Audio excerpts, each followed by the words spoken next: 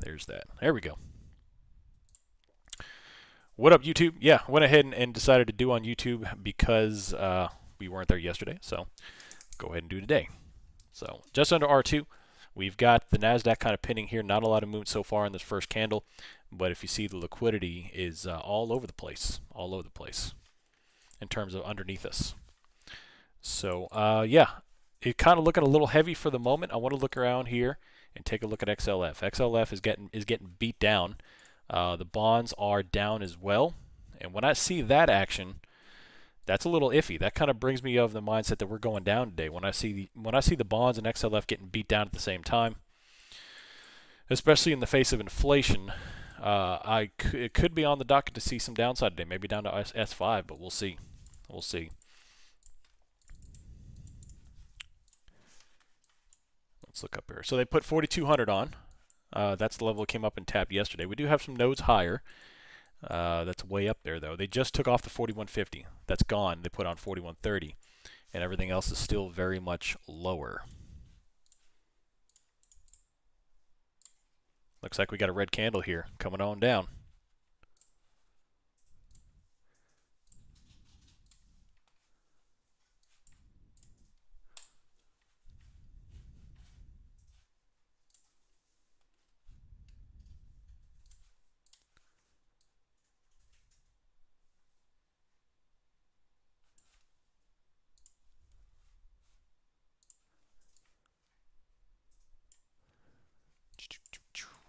Let's see here.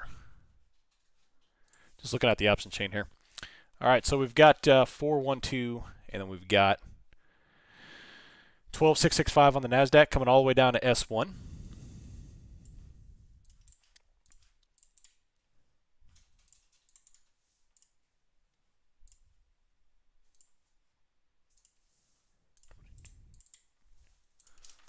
All right, double red down to S1. So we are having some heaviness. We got a little bit coming down. We've got 4120 and dropping. And I need to look at that 4-1 Nasdaq. So look at the Nasdaq here. We're about to take out the prior lows of 12,594, which is right there. We heard SPY just took out pre-market lows. ES just took out pre-market, so not looking good. Not looking good. And trying, my E-Trade's frozen up here. I'm trying to get things back on rolling here. All right.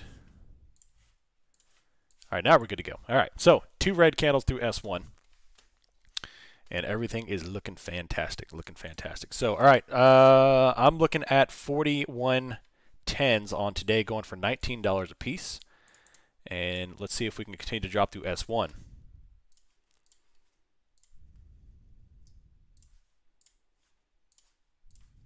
$41.10s are currently going for $18.70 a piece. And watch out here because we just took out pre-market lows. Nasdaq just dumped, and we've got the VIX popping up to 27 and change. Nice. Swing puts are print. Nicely done. Nicely done. Now we're rocking and rolling. All right, so a little downfill candle here, right there. Currently trading for $19. I think I'm going to scalp an entry here on these puts as things are absolutely smoking. Let's take a look at XLF. XLF is down heavily with a little bottom wick. And then we've got the VIX popping up here, and the bonds are selling off here as well. So I'll let you know if I take an entry here on the 41.10 puts. But below here, we're going down.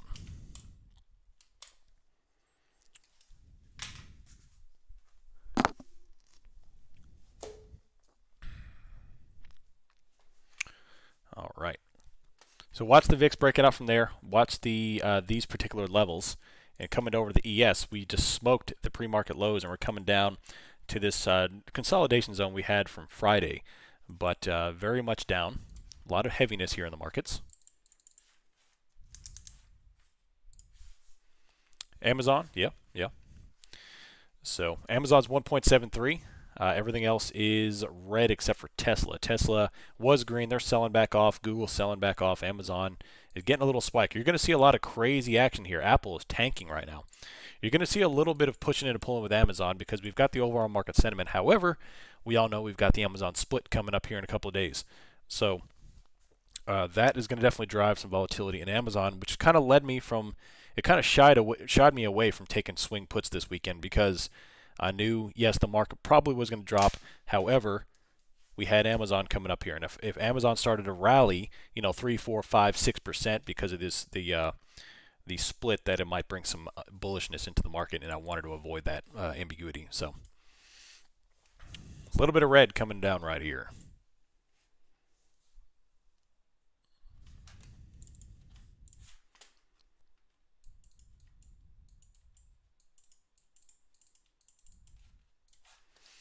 Still holding. VIX is 28, popping right back up to 28, and we're just kind of hanging out right here, 419. I'm going to go back to SPY under our S1. So we just broke pre-market lows, so keep an eye on that. What I'm going to do is put some swing lows. Actually, I'm not going to put a swing low there because that's S1, but yeah, I wanted to take a look at it. We'll see. I'll form one once we have this level fixed out, but it looks like we're kind of popping down a little bit right here. Nice TMW. And I may tinker with some puts here. Looking at the 4110 puts on SPX, which is $7 down, 7 points down.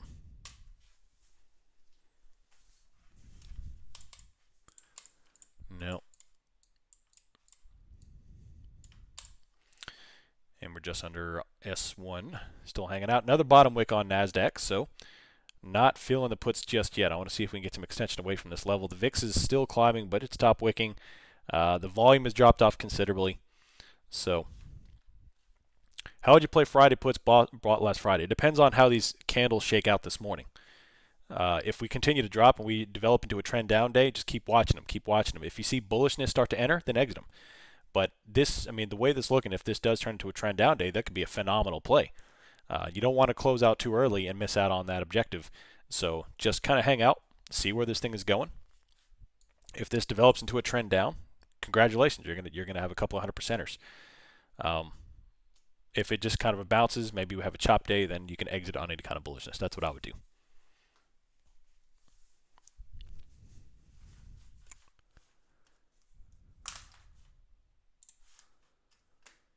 All right, so the Bookmap. Let's see what the Bookmap's looking like here. A lot of crap is below us right now.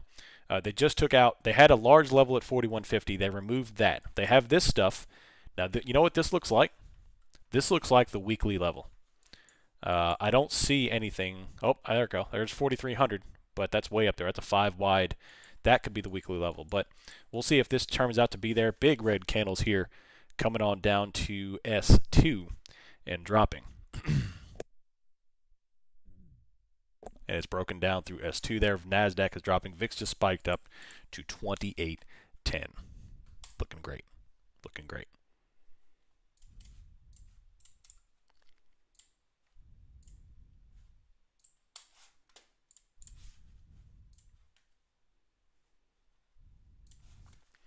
All right, a little green off of that. What's up, Mine? How you doing? How you doing? So keep a close eye on the Bookmap here. I'm going to go over and take a look at the Nasdaq as well. The Nasdaq has got a same thing, large level pinned well higher, 12,725, and then they've got their levels pointed lower as well, 12,550 and 12,500. Now I know this doesn't look like a lot. I mean, 100 shares of Nasdaq doesn't seem like a lot, but it is. That's a phenomenal amount of notional value. So if you did the math on that, you would see just how big that level is when you've got 100 level here on the Nasdaq. So the weekly level that I'm looking at right now is either 4,300 or 4,200, because 4,200 has this double right here. If that's the weekly level, then that tells us we're going lower this week. If 4,300 is a weekly level, which we'll be monitoring, that could tell us that we might be going higher this week. But right now, we are pushing lower and lower, all the way down. So keep an eye. If this candle breaks and goes lower through S2 and goes down through S3, then we going down. J-Pow in Biden is this afternoon. I think if I had to guess, they knew that the numbers of euro ahead of time, which they probably do. He's a world leader. I would probably suspect that Biden knew about the Europeans' numbers posting this morning. So he's probably going to come out and talk more about the economy here going forward, and then the inflation numbers and such. Not to mention we do have all this stuff coming out the next 2-3 weeks that are going to rock the markets. So he's probably prepping everybody for this stuff. I just took a 4110 put below this S2 line of scalping. to see if I can get this extension down here on the 4110s. And see. So I want to see if we can get some extension down here, maybe down to S3. You shorted DS. Nicely done. I wish I would have done that. I had a nice little, 5-point scalp there on ES this morning. And then, yeah. So starting the day out green, kind of letting the thing shake out here. I'm not looking for a huge home run too early. I'm just going to kind of let things play out and go from there. Nice SPY guy. Done for the day. Well done. So things are looking quite heavy. I don't want to get lazy, though. That's a big sell-off under sustained volume there. I want to take a look at all the big dogs. Apple's coming down. Amazon is coming off as well, selling some of that out. Microsoft, all the big dogs are selling. Tesla just got waylaid. In addition, you've got healthcare is getting smashed too. XLY, consumerism is coming down. I'm sorry, the XLP is coming down as well as XLY. So everything is dropping, except for energy. Energy's just kind of giving us all the finger and doing its thing as it's popping over 90. So going nuts. I'm glad I stay out of those puts. 3% on your portfolio today. Nicely done. Nicely done.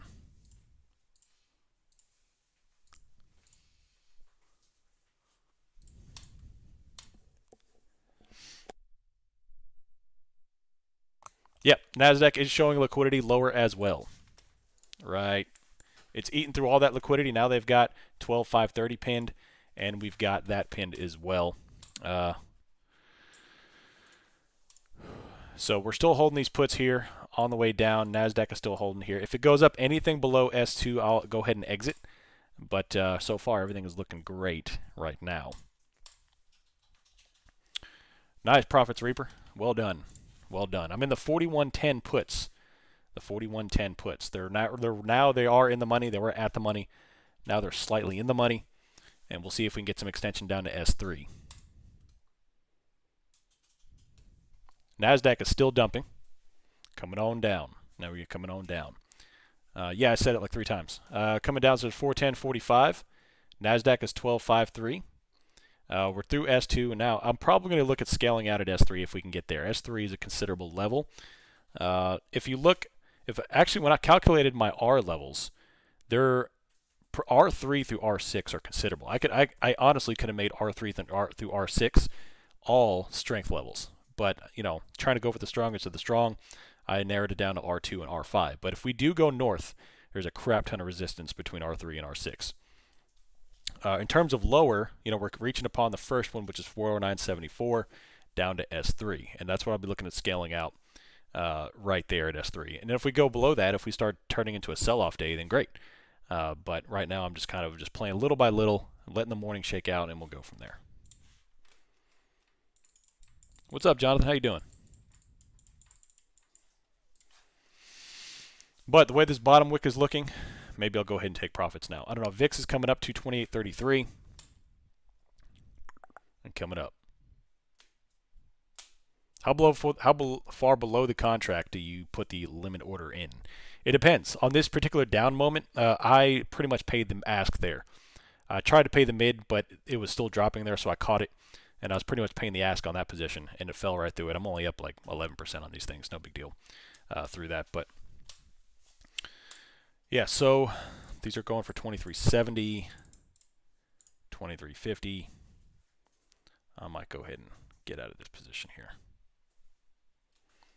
It's all right. I didn't catch the big move, so I just went through S2. There you go, W Dog. Yeah, no problem, Cowboy. All right, now I'm out. Closed. Oh, man. All right, so watch that green. And we're coming up through S2. And let's see. S2 there, VIX is 28.33. And we've got the big things here, though, are the X's are getting smashed. Look at all the X's. They are all 1% or more except for one of them. They are actually 2 of them, so XLC, which is pretty much nothing. XLK, XLV, XLY, XLF. All green, all red. In fact, XLF got beat down here as well, but that's a nice little green there. So that right there is smashing everything, which is good. Good. That's why I was being a little hesitant going down to S3 there. So,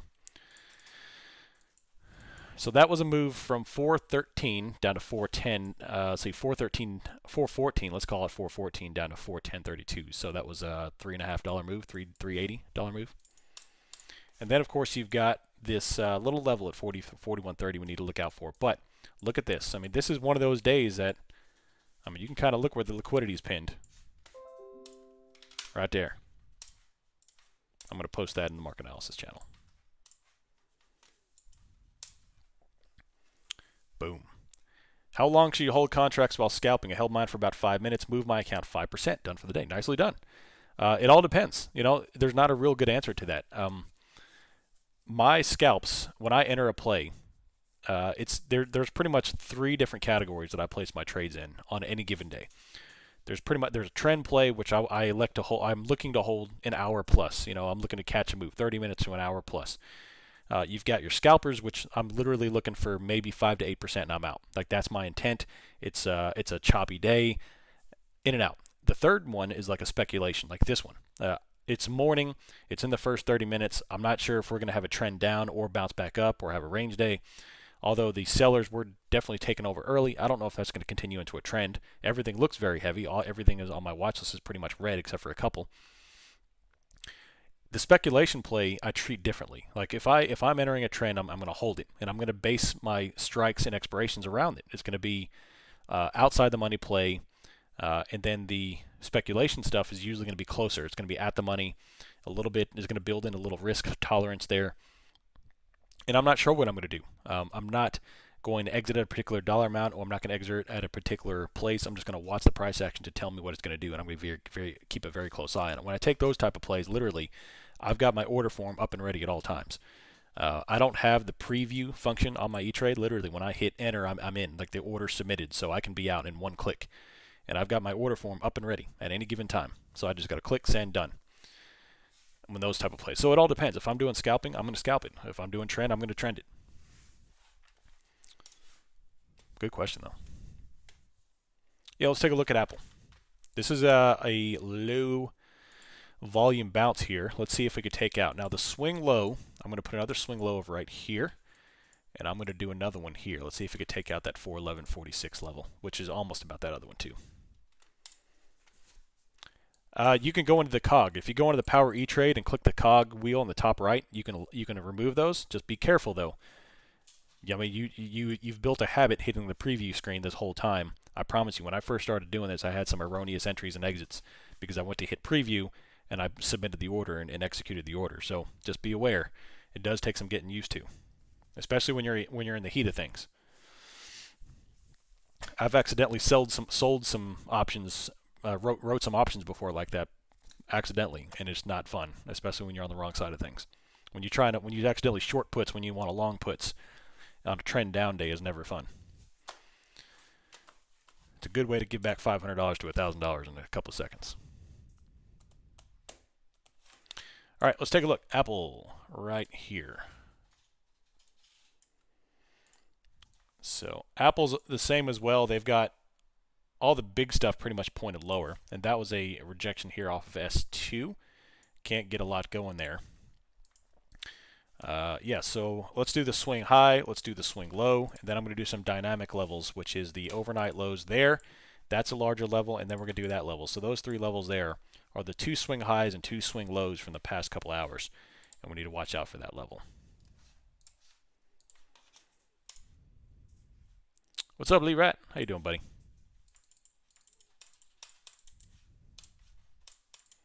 Nice, Damien, 7.77%. Love it.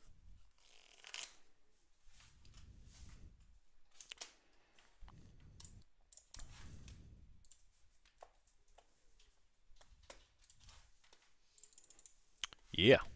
Speaking of which, yeah, so the 8 and the VWAP are up above us at 410.79 is currently, and that's up there at 411.80. Nasdaq is rejecting back down. Let's take a look at XLF.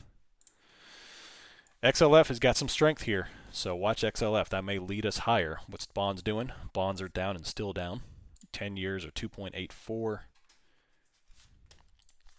Global markets are, for all intents and purposes, they are flat at the moment.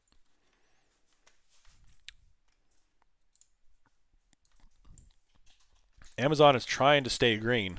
but they had that little red coming off. Microsoft is down. Apple's starting to come back up here, and we'll see where things go. It is good for individual stocks. Yep, it is good. Head over to the affiliates link, or the affiliates channel right there, and I'll have a link to Bookmap. Will get you some money off depending on which plan you go with. But yeah, it's fantastic, man. It's a perfect tool for my system to monitor live liquidity like this.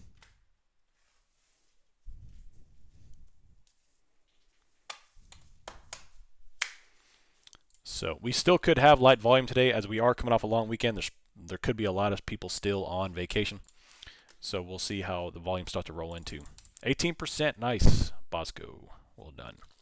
GME puts printing, nice. I'd like to see that. Well done. Took a break for a few weeks and started back paper trading futures. I think the futures more than options. It's nice to know exactly what your loss will be if it goes against your thesis. Yeah, I love trading futures, man. Definitely recommend learning them. I would recommend trading both because there are times when you want to do both. But futures, yeah, absolutely. The great thing about futures is that you could pinpoint your entries and exits down to the dollar, down to the the quarter dollar. And it's really good for accuracy like that. And also, it's also good for hedging. It's good for playing trends.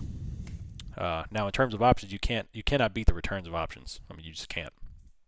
But yeah, they are great.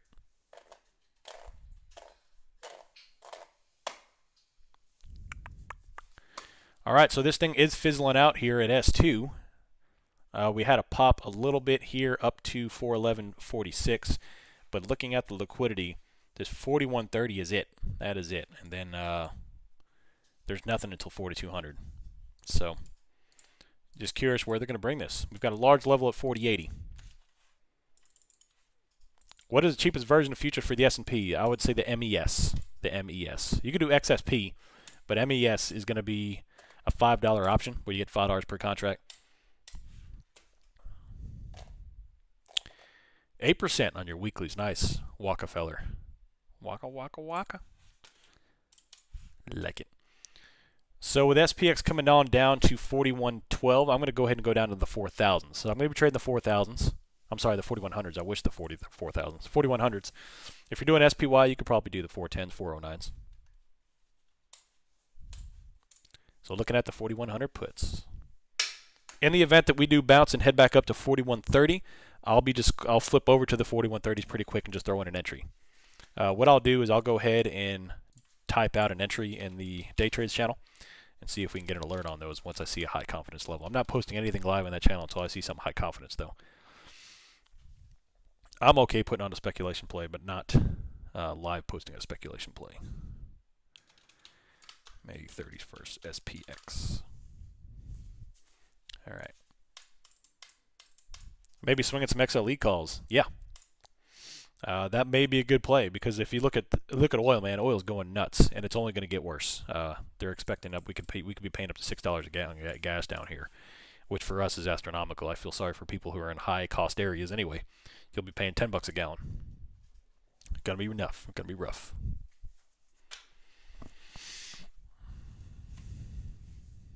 God, it's nuts.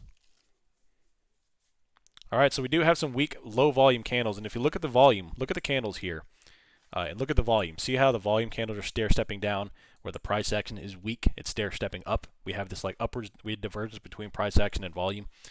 So that looks like we're going to fail this ADMA and come down, but we're going to see.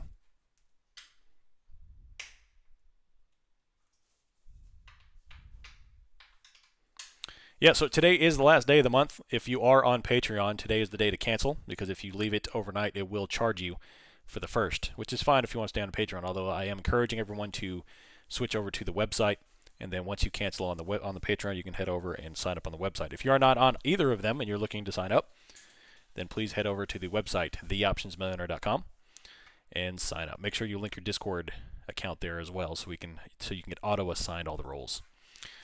Yeah, so XLF is buying up here. Big, strong green. In fact, XLF is looking to make a green move after a strong rally. That's what's holding up the S&P. A little bit of bounce in healthcare as well there. But everything else is definitely weak. So we'll see how this plays out. ES is getting a little bounce here. A little bit of green through 8 EMA.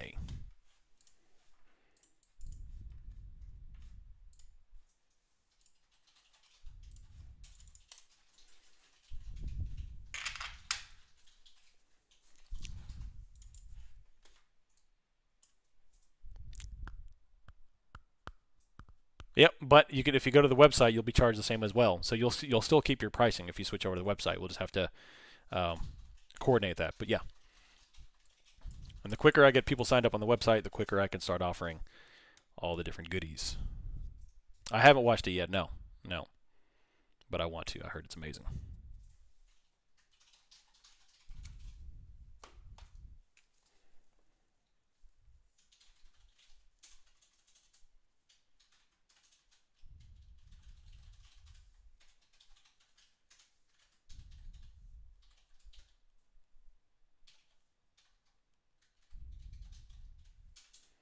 Yeah, they said that in terms of IMAX, this was the largest IMAX opening ever in history.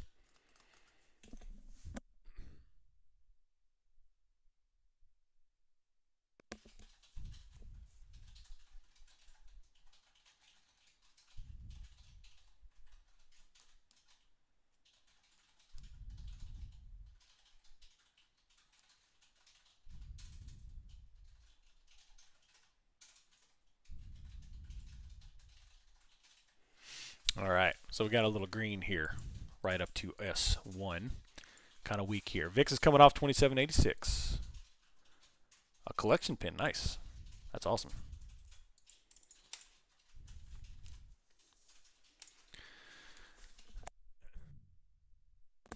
All right, so we got off S1 here, looking at the 4100, $12.50. Maybe a good entry potentially.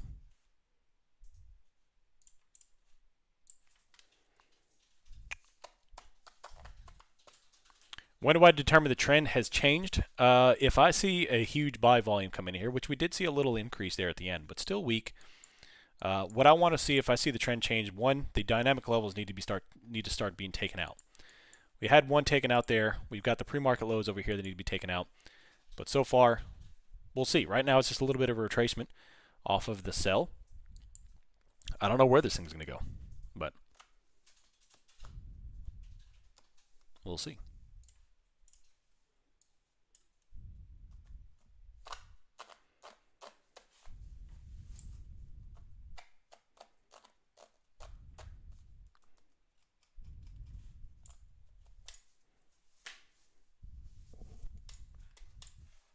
Nice, Spider-Man. Well done.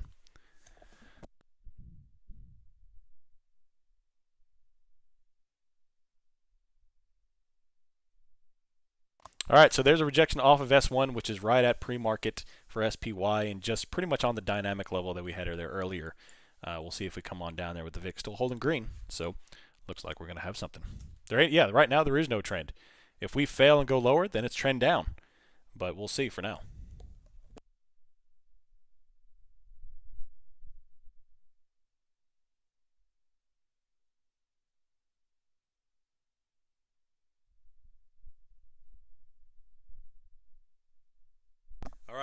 All right. Let's get through this morning here, and I'll write up another post. We have one post in the server announcements, but I'll write up another post about the website, and I just want to make sure we're not missing a trade here. All right. So we got 411.33, a little rejection off of S1. We've got the VIX 27.94. I'm looking at the 4100 puts right now, or the 4130s if this goes up. The 4130s or the 4100s. We're just kind of hanging out. Volume's coming off just a touch. And a little break lower there. And buy back up. And flip green.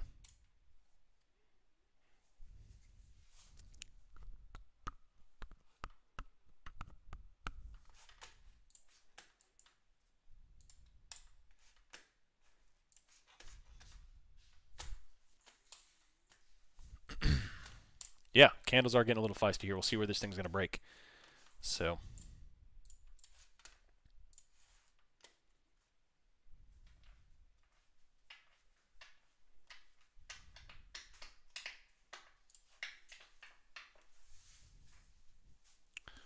all right, little bottom or top wick there on the red. Looking at the 4100s, currently going for 1430.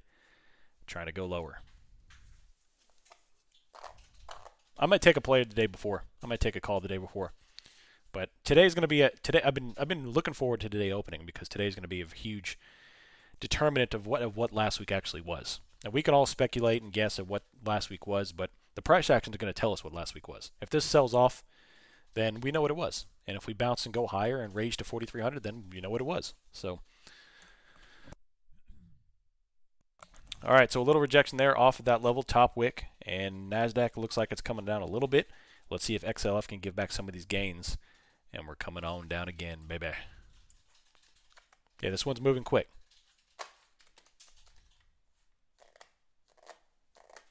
Oh, I agree, Trader J. I agree. I don't think any pop is going to be inherently bullish. I just think it's going to be the mechanics of the market that's going to move us to there if we do go that high. But 4,300 would be a stretch because we have so much laying at 4,200 that I don't see it. I mean, we've already had a 10-point rally, and Nasdaq just put in a new low. Nasdaq just blasted day's lows right here. Bam. That's iffy. That is iffy. So they took off this level here at 41.25. They still have the 41.30. That candle wicked up there to save the Nasdaq and the S&P. But we've got the 40.80s and the 40.90s. That 40.90, what is that, 40.92? That's a significant level. There's a ton of liquidity just under 4,100. So be on guard.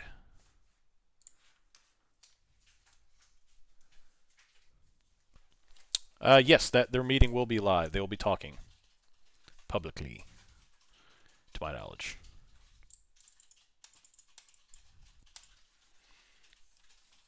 Yeah, I think until OPEX, we're going to have some volatile price action between 4,000 or 4,100 and 4,200.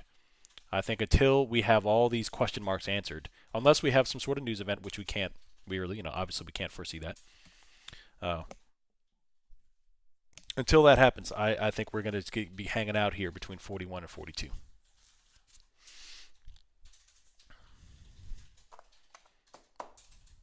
Ish.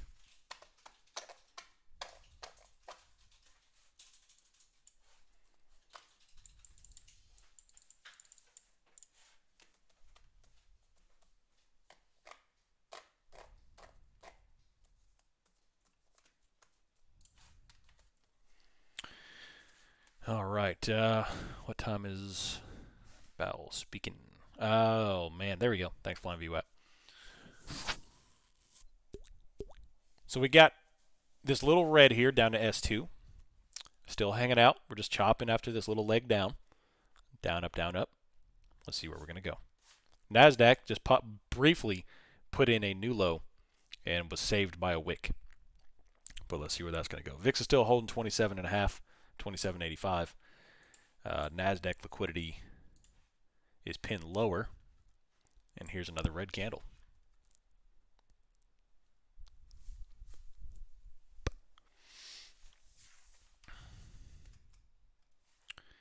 So if this starts turning into a trend down day, what I'm going to look at doing is shorting futures and then playing the puts. That's the best way to capitalize on a trend, is double whammy.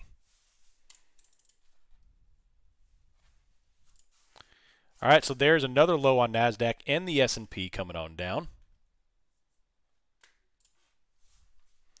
And looking good, looking good. So let's see if we could take out that swing low at 410.25. Nasdaq just put in a low. VIX is 27 coming up. And the volume is kind of hanging here. So XLE dropped, yeah. Man, they dropped half a point. Interesting. Interesting.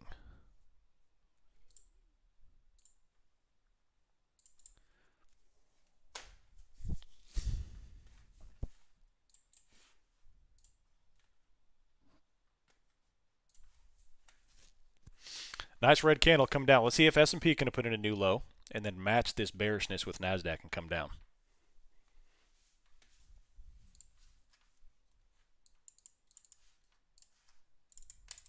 Why would you short futures instead of shorting the SPX stock itself? Because of leverage.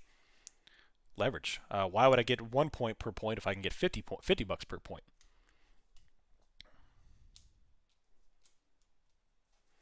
All right, so there is the nice move down to day's lows. Let's see if S&P can join that and put in a new low and drop.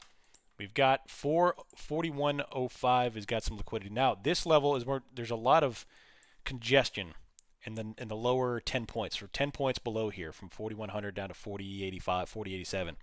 You see there's a lot of congestion, especially you obviously see at 4092, large level. The VIX still holding 2788, not moving all that much.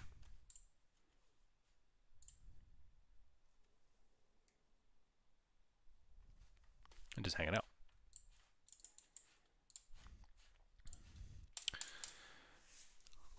I was honestly hoping, I would love to see this week, or even today, I was kind of hoping for a big pop up to 42.5, 4300, so I could start building into some long dated puts.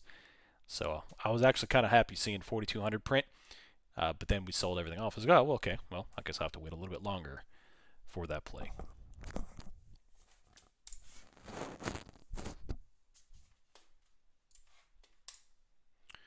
So still barely hanging out right here, not giving much back.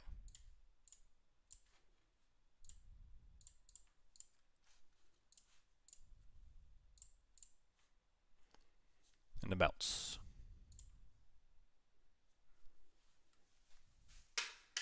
No high confidence play just yet, unless you're going to do some speculation. But right now we are just chopping in between this little range here. Clean bounce off the day's lows.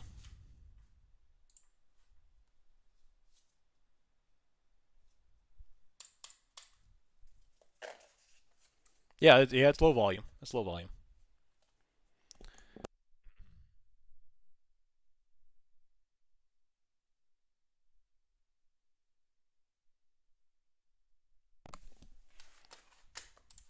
So let's see what we've got going on in the top stocks. Apple's still selling off. Microsoft is still off.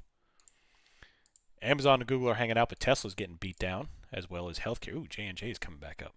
Let's see if that breaks green.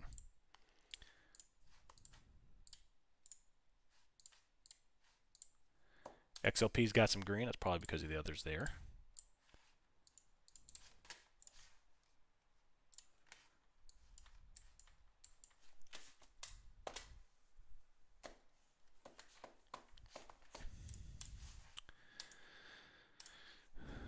So the bonds are coming back up. They got dropped from 119 down to 116.5.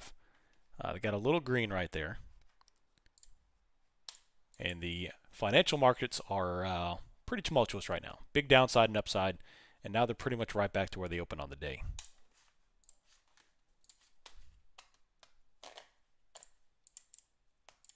Yeah, but Apple's getting beat down. The size of the bubbles represent the order sizes, like volume candles. So the bigger the candle, or the bigger the bubble, the bigger the action. Absolutely, yeah.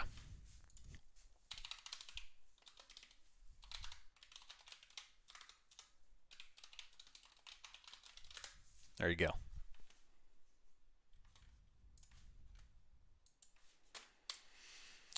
All right, so that wick brought us down, man. We are hanging on to dear life. Hanging on to dear life for this low of the day. Now we're just kind of seeing where we're going. So 4080s. I'm going to look at 4080s as well in the event that things start getting downward action here. $9.20 if we go lower here. I'd like one order Flesheroni, please. Coming right up. We'll see. There's a new low of the day right there. Nasdaq is still dumping.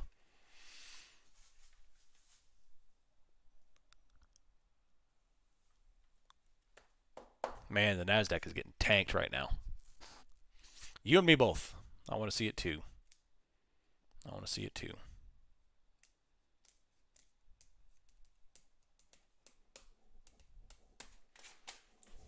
This is all I'm looking at right here. There's a lot of wicks, a lot of low volume stuff here, but that's what I'm looking at here too. That 4092, 4080, 4879, just trickling on down here.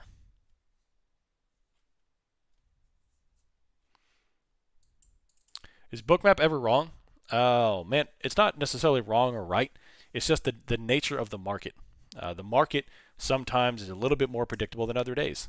You know, I've been faked out by the Bookmap before, but I've been led properly by the Bookmap way more than I've been led astray. I've made so much money just following the levels on a trend day with Bookmap that it more than compensates for the times that it's not so accurate. Because on a trend day, when things are kind of selling off and it's or going up, either one, and there's nothing above and there's everything below, it's easy to follow the market down and just kind of put on a position and wait. So I'm just kind of see right now we are sticking up here at 4,100. 4,100 is a huge level. And you can kind of see there's a crap ton of liquidity between us and 4080. This 20-point range here just under 4,100 is huge. So that you can kind of see it. Look, and we've already came down, bounced, came down. We've already had one candle drop into it, and it keeps wicking up here. So I am curious to see how the market is going to start navigating this particular level. Are we going to sell off into it and then eat up all this liquidity and drop, or continue to just bounce and go back up a little bit to 4120 or so? And that's what I'm looking for.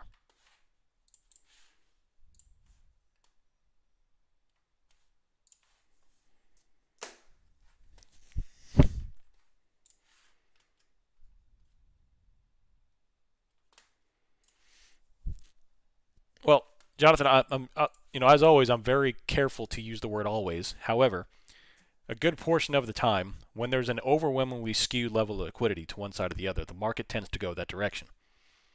Now, you have to make sure it's not evenly distributed and you're just not biasing your eyes to one side or the other. That's why I make a good habit of searching up and searching down for this. Now, if I see this up here, then obviously that's going to provide some uncertainty, but you can kind of see it. We've got 4130, and then we've got all this crap lower, 4080, 4095. So this is where I'm really looking at here. Is this going to bounce? Now, we've came down, we've touched 4100 just above it, and we bounced back off and coming back up, but we're just hanging out. You can see it on the price action too. You see it on the price action. We're just eating up through this level. Another 5.29% on SPX. Nice, Damien. Awesome stuff. Awesome stuff. Well done, man. You're killing it.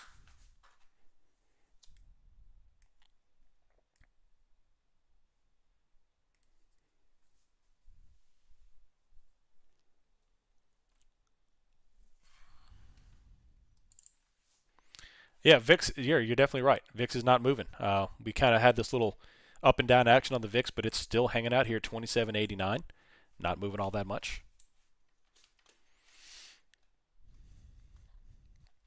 I would really be prepared for the next 2 weeks to have some of this range action in this 200-point range. I would try to avoid being bearish and bullish the next 2 weeks and just play what the day provides us. If we have a 80-point rally back up to 4,200 or a 100-point rally back up to 4,200, cool. But don't get on the bandwagon of bulls and bears, because look on Twitter. I guarantee you there are so many people that got destroyed today because they're drinking the bull Kool-Aid on Friday, buying calls thinking that the lows are in for the day and they want to catch another run up to 4,300, and they're getting destroyed right now. So don't get caught up in that. And we have so much volatility coming up in the next few weeks that there's going to be plenty of opportunity to just absolutely kill it. So don't get killed trying to kill it. Write that down. With Bookmap, do you have your setup in your own way, or do you have it set up? I've got my settings customized where I like it. Yeah.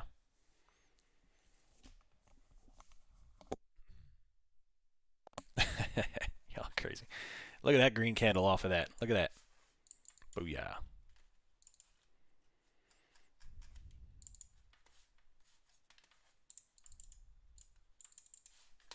Man, look at that. Smoked Aroni candle. Like it.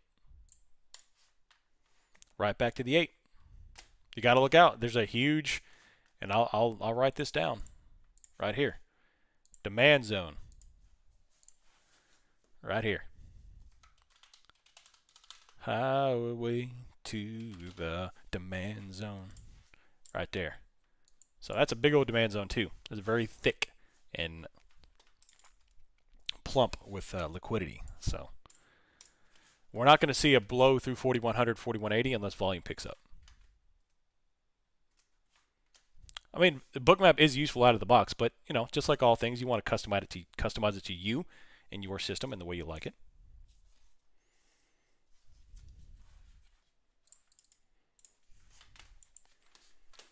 Because I don't have much confidence we're going too much higher, Frick. Yeah, I could scalp calls off that, but that's a speculation play, not a bad idea as long as you're protecting yourself. But now I'm looking for a larger move. I've already got a 10%er on the day. Nothing big, but hey.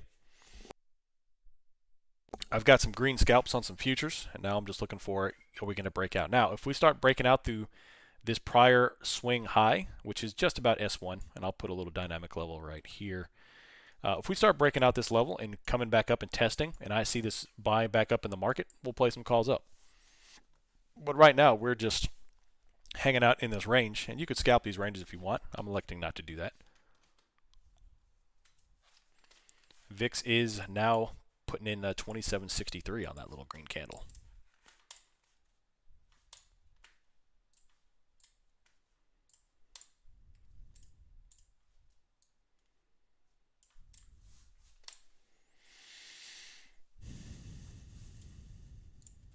Little top wick.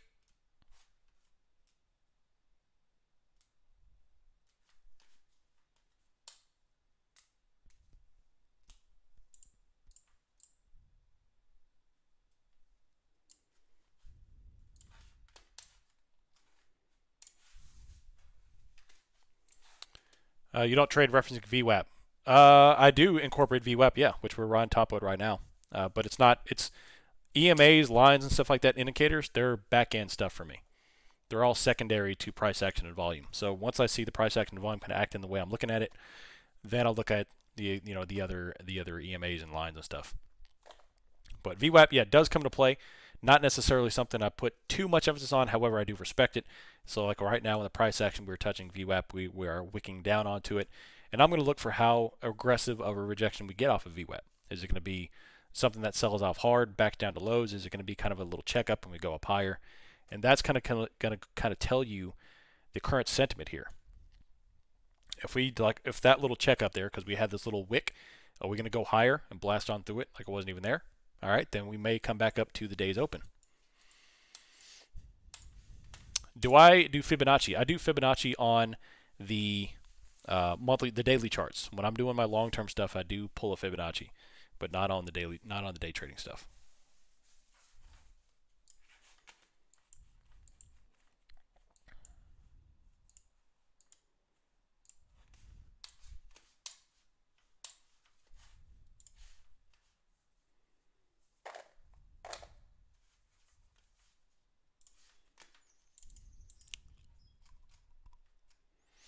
My whole house smells like barbecue, man. We smoked a big old pork shoulder yesterday. It's good stuff.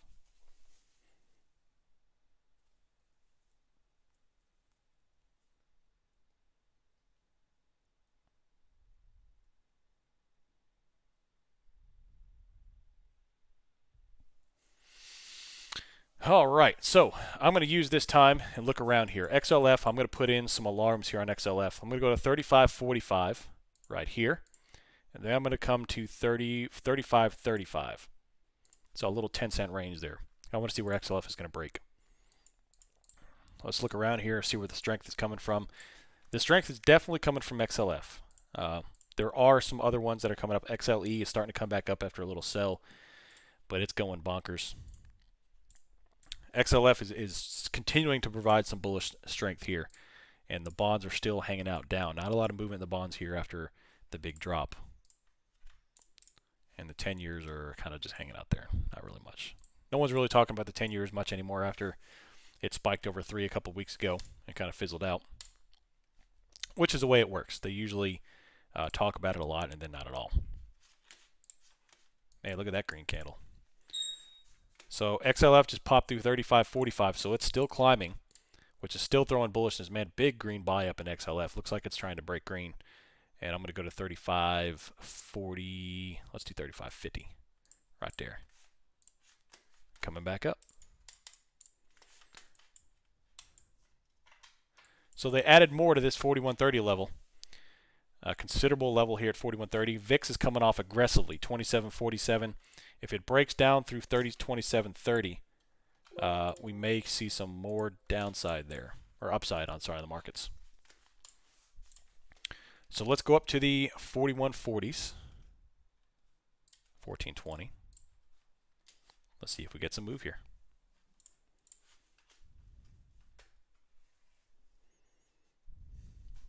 What's up, Jonathan?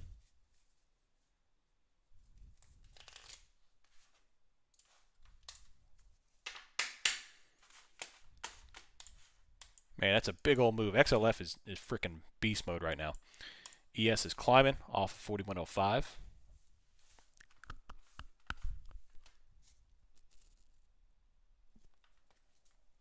Little W pattern.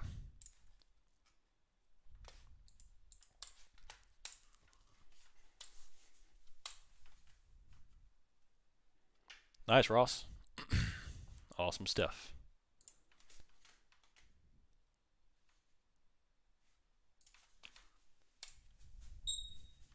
Man, more green on XLF.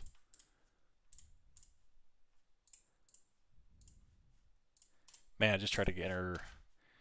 Just try to scalp a call. Couldn't get an entry there on that 4140s. Let's see where this thing's going to go. God, look at that. Beast mode.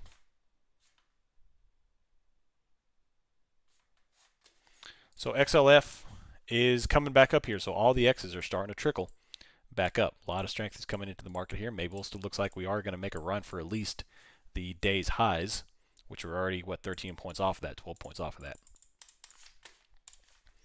VIX coming off aggressively.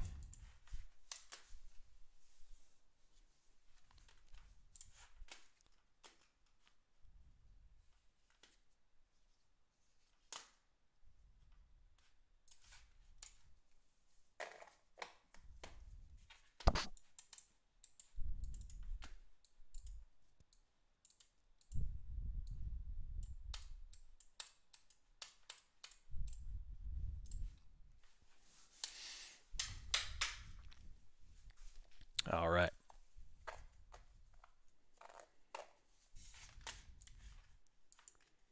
This is probably what we're in store for a couple of days here.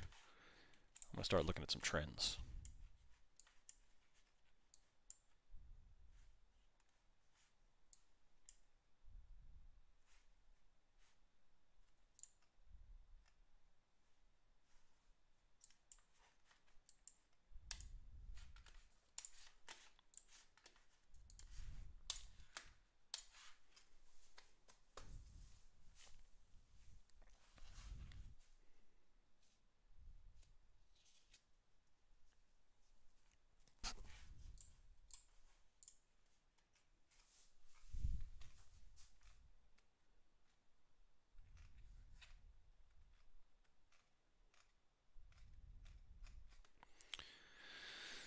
Let's see.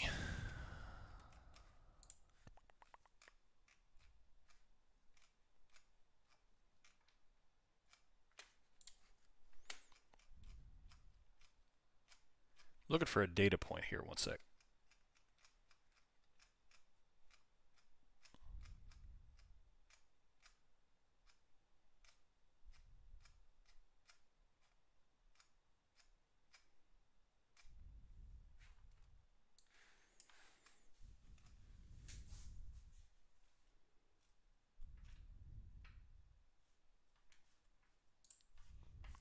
All right. I don't see the JPM long put at 41.35, Mohammed.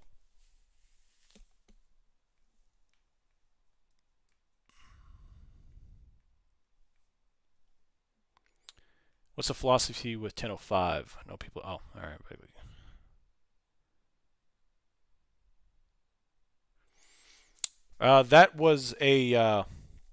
That was a data point provided by a prior trader that was in the community, but we no longer discuss it. Yeah, it does work sometimes. It does work sometimes.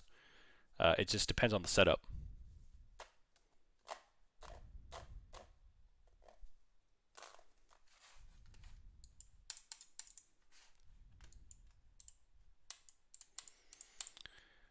So, still off of R1. Couldn't break through it just yet. VIX is still coming on down to this little level, 27.31.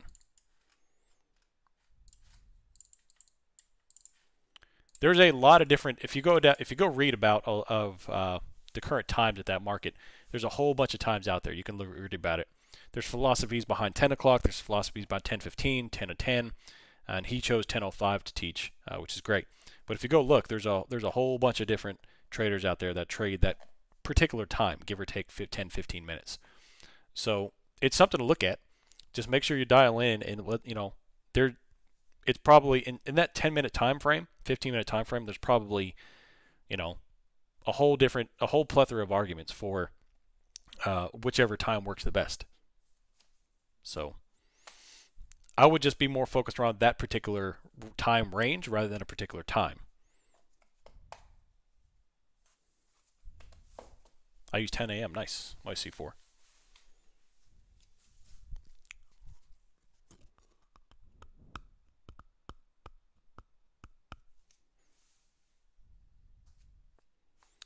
And although it works that because I've read about a lot of different traders that use that particular strategy at that time, give or take. The issue is, and it's a fantastic trade. I made a lot of money trading off that particular reversal. The problem is that when people get that reversal, whether it be 10:05 or 10:10 or 9 or 10 o'clock, whatever it is, the problem is that people take it and they want a big win off of it when sometimes it can only be a candle or two, and sometimes it's 4 candles. And people look for more and they end up getting reversed. Like for now, if this had one green candle and reversed and went lower, they'd be holding on to it, think they got this big amazing reversal, and they only get one candle, and they could have got 8-10%, and they hold on to it and they end up losing money on it. So although yes, you could time out that particular reversal, you can't time the magnitude of that reversal, and that's what you have to do a little more analysis on. Yeah, the OM lunchtime for sure.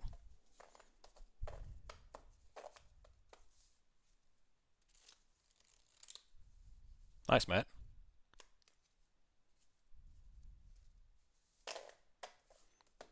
Yeah, he teaches 10:05, but like I said, if you go do your research on, there's a ton of traders out there that use that morning reversal, whether it be 10 o'clock or 10:15. Some dudes use 10:30, some dudes use 10 or 9:50. There's a whole bunch of different times out there. He chose 10:05 to teach, which is great. If you're going to follow that, excellent. I've made a lot of money off that reversal, but just be aware that not all all I'm saying is that if you're going to play that reversal, take what you get and then get out. Don't look for a huge move reversal because sometimes it reverses and comes back down. That's the problem I see people playing that particular trade, is that they want so much out of that instead of taking what they get and just basically take profits. That's it.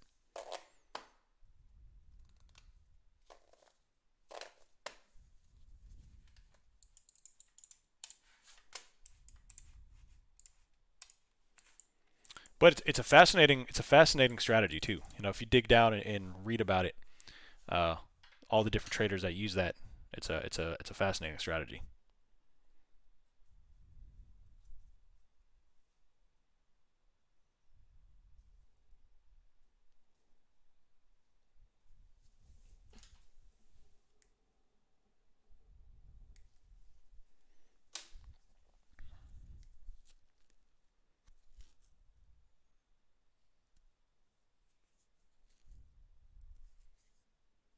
Yeah, absolutely, Vert.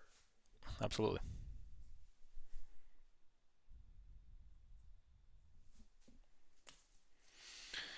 All right, so another rejection off R1, kind of weak right here, and it looks like we're just kind of pinned in this little $2 range right there. 3-minute chart. I'm going to start looking at the longer time frame chart. So I'm going to come down to SPY, and I'm going to go to the 3-minute, and we're going to kind of build out from here. And look at this though. So watch this trend form in the event that keeps happening. All I'm doing is forming some preliminary trends. I don't really know if these are going to hold, but it's preliminary. I'm going to go to the 5 and look at this. Big topic on that 15-minute right there, and we're back to neutral. 30-minute. Indecisive candle. 30 minutes, one of my favorites to hang out on. 60-minute, we're about to form. Actually, we just closed the first 60-minute candle right now. Indecisive.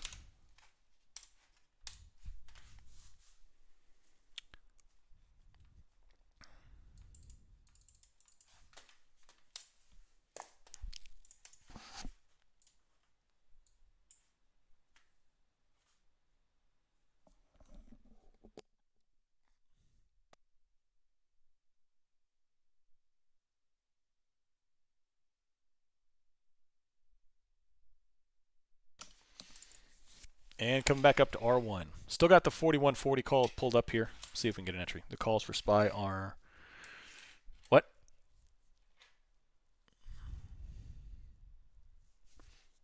All right, big move right there. So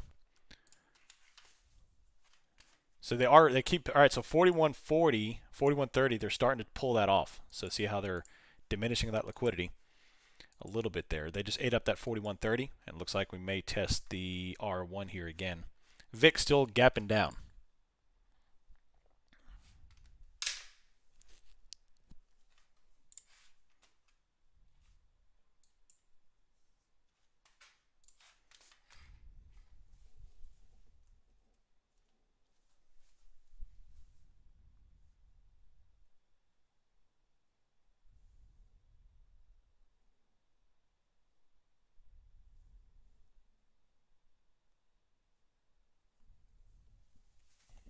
Here's another test of R1 coming back up.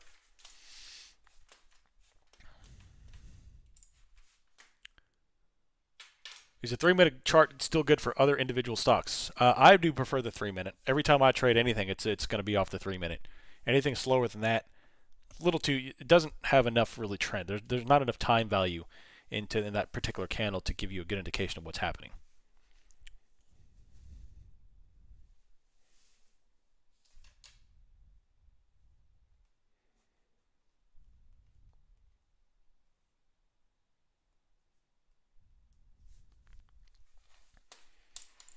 Yep.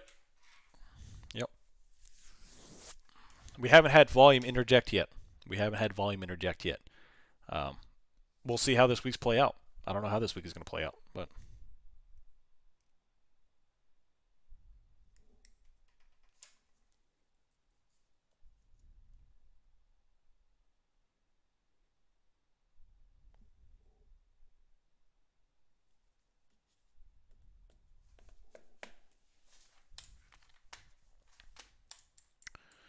27.25 on the VIX. Another test of R1.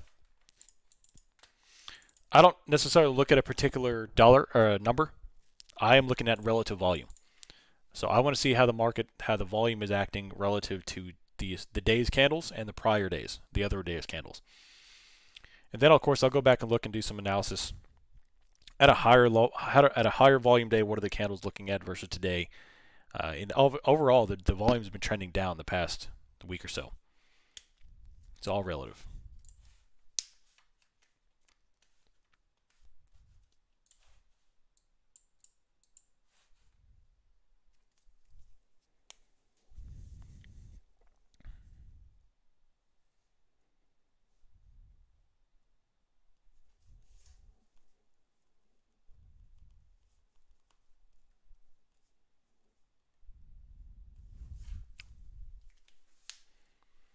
You can cancel today. You'll still have access when you cancel it until the end of the day. So, yeah, cancel Patreon today and sign up at the website anytime.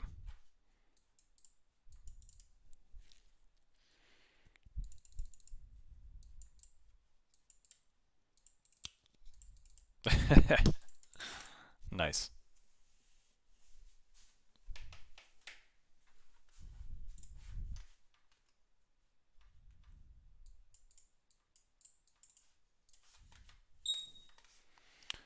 XLF is coming back down. I got the alarm that's coming back off here. I'm going to put another one here at there, 50. And then back up again, 42.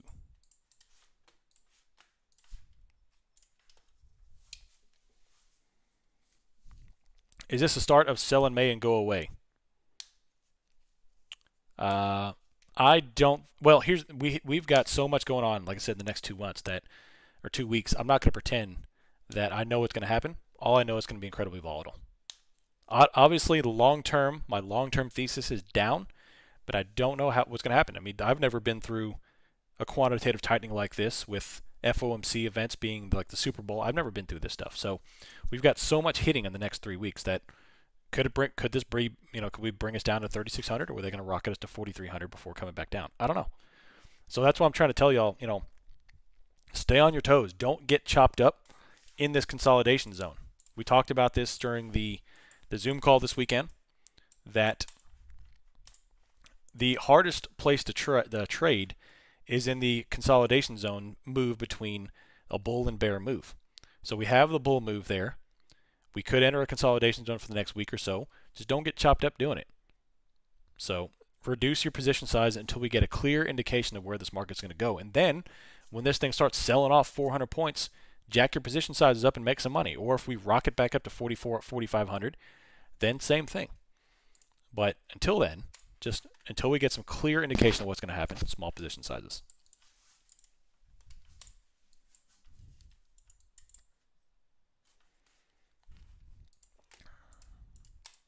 It happens when we have that move. I mean, we don't always sell off right at the open. In fact, most of the time we're met with a couple of big green candles.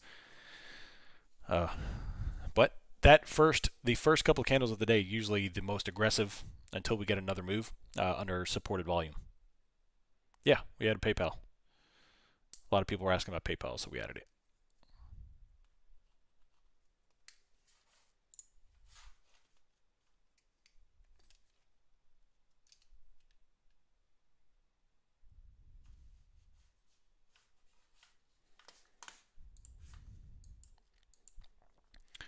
Here at the German market or the European markets right now, which closed in less than an hour. Europeans coming off right now. They're down they're down 20 points off that little spike. German markets are coming down here as well. And Asian markets were up significantly.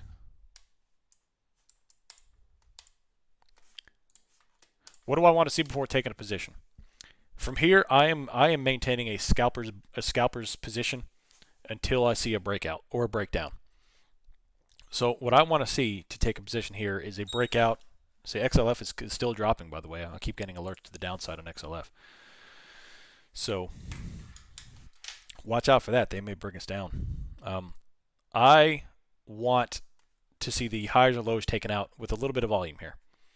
Volume is still relatively light and coming off. So maybe another spike to volume like we had here on that move or back here. But other than that, we're at the top of this trend on SPY. Maybe we'll get a move back down to lower. I don't know. But I'm going to scalp until I see a bigger move.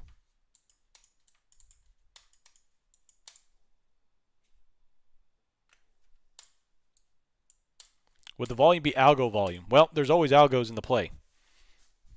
But when I see algo selling or algo buying, whichever one, you're going to see a significant increase in volume followed by a specific pattern in the candles when they do start making a move. I'm talking like you'll see like kind of stair-step uniform candles up and up and up and up or down, whichever way, and the supported volume. So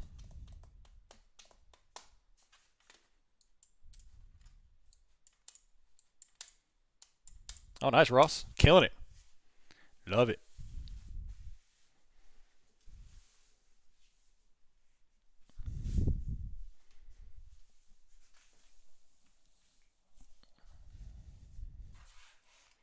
How do I learn more about scalping? Well, we could talk about more here. I'm not sure. Like, I would like to make a video about scalping on that stuff, but it's so elementary in the way I think about it that it's hard for me to put it into like a 10-minute video. Because literally all I'm doing when I'm in a scalp, I am stingy. Like I want 5%, 8%, and I'm out. And I'm not looking for 30%. If I happen to enter on a candle that gets me 30% very quickly, cool. Icing on the cake. But I want to look at a position where it's identifying, it's respecting specific supports and resistances where I could take a play off of it, get an advantageous move, 5%, 8%, and get out. That's it. Now, when I'm scalping, I'm going to do that several times. I want to scalp, 5, 6 times if I can get that out there, and then build up those profits. So. I've quickly scalped another put earlier, but that's it. Just for a couple of percentage points. I missed that bull move up on calls. So overall, I've got 4 plays on the day, 2 future scalps this morning in pre-market, and then two of these, one put and then the other scalp put. That's it. So I'm small green on the day, nothing crazy, but we'll see where we make a move here.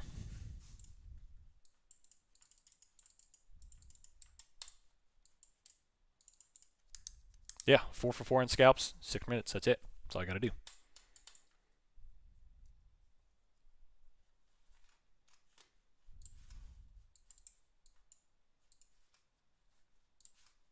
Another rejection off of R1, which is also this pre-market chop range. So be aware of that. Now, it's also showing this here in Bookmap.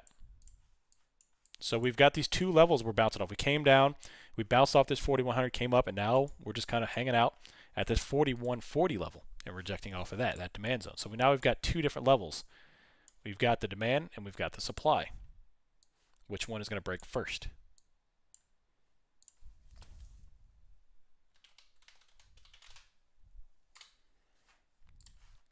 Which one is going to break first? It's going to actually walk away. Nice. Love it.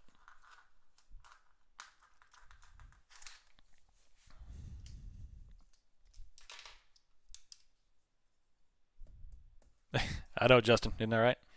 I was like, man, your name is Mrs. OptionsMillionaire? We're perfect for each other.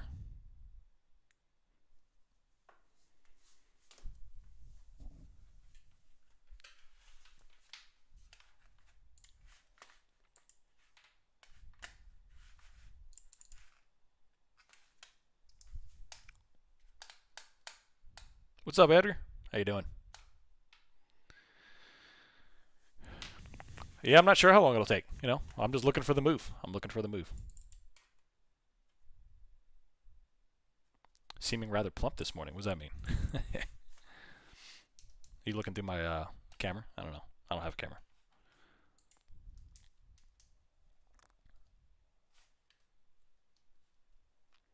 All right, 41285 up to R1. Again, here's another fifth test of R1.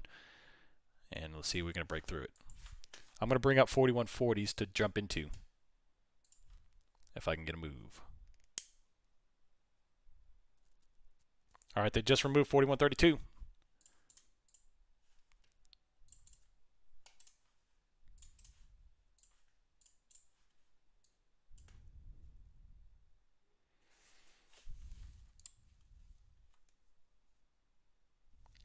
Nope, that's not the right site. All right, so here's a first break up above R1. That's not holding now. Let's watch the Nasdaq fix. Is still coming off here. They just took off 4135, ate through that, absorbed that. Now it looks like we're going to go to 4140.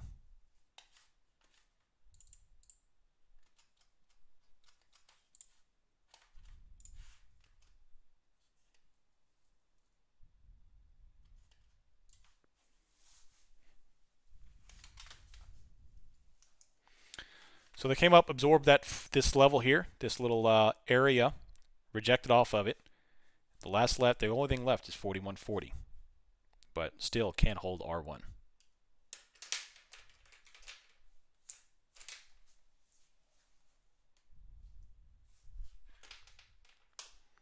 All right, now we're building back up. Now they may make a run for 4140 here. I've got the 4140 calls up if I jump in. Seeing if we can make a move.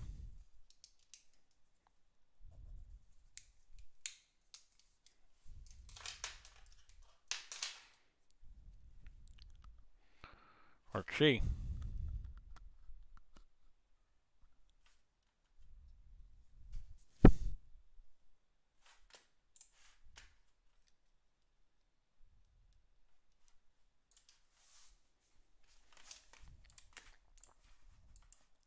Nasdaq's got 12,645, which is another 20 points up on Nasdaq, and then there's 4140 above, and there's not really much else above that after 4140.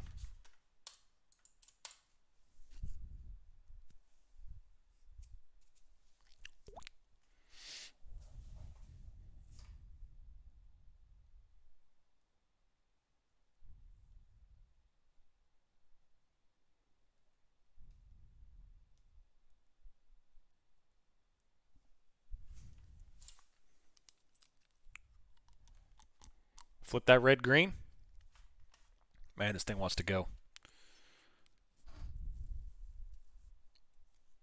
Let's watch this up here. Looking for the absorption up to 4140. Right now we're just bumping up against this level. Seeing if it's going to pop. VIX has got 2718. I'm watching the VIX here, so my eyes, I'm just kind of bouncing back and forth right here. I would be flipping over to other stuff, but I think there's about to be a pop on this candle, or down, either one. But I'm watching the VIX to come off, and I'm watching this here, grind up against here to see if we can take out that 4140 level. Outside of 4140, we may squeeze.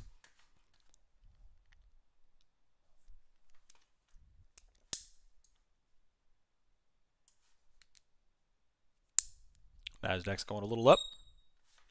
XLF is coming back up, and we're going. Boom. Watch out for 4140 here. VIX new low.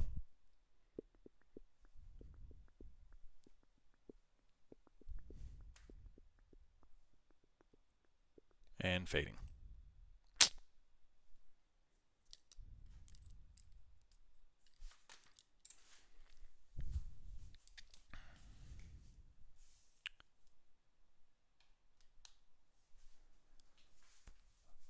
As a military officer, at what point do they give you an early discharge because you're making too much money? I never heard of that. I hope that's not a thing. I mean, I've disclosed everything to my security officer, so I don't know.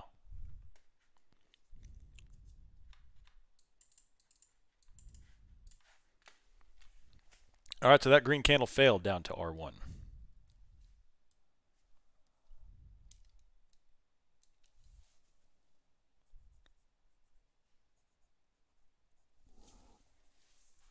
Still hanging out.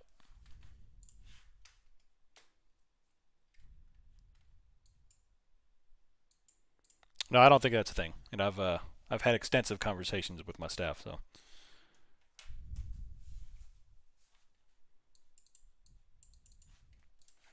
All right, so we're just hanging on to this R1. Still trying to make a move up to 4140, it looks like, but we're just hanging out. Low volume stuff. Nice, Justin.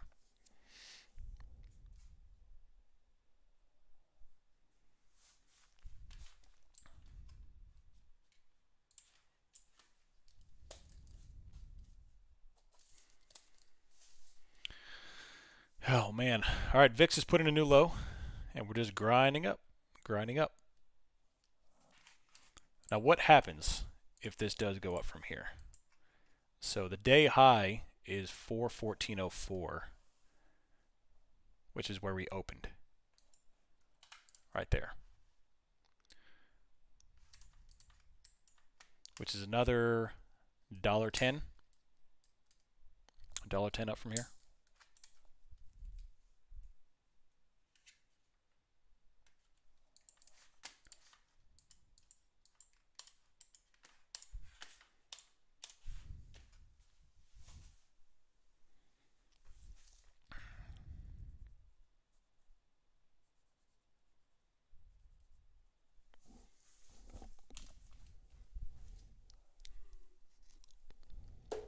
And back down.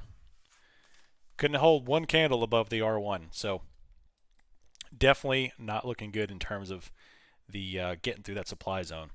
And it just appears that we're just going to have this little zone between 4100 4140. We came down, touched 4100, bounced, came up just under 4140, failed, come down. No bueno. No bueno.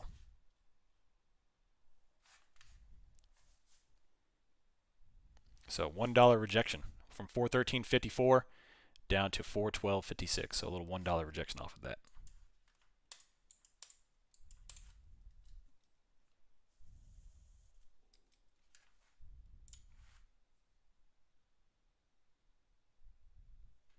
Yeah, and like I said, don't get chopped up trading this stuff. If you're not comfortable, we're not going to have a smoking trend every day.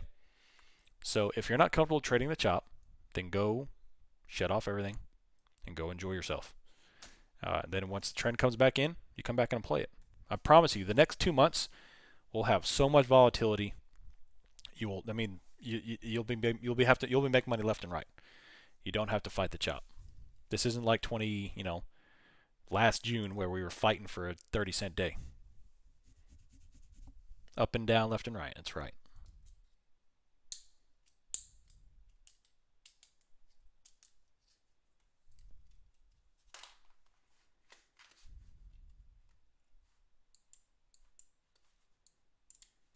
Yeah, the Biden meeting is what, 1:30 Eastern time, somewhere in there this afternoon.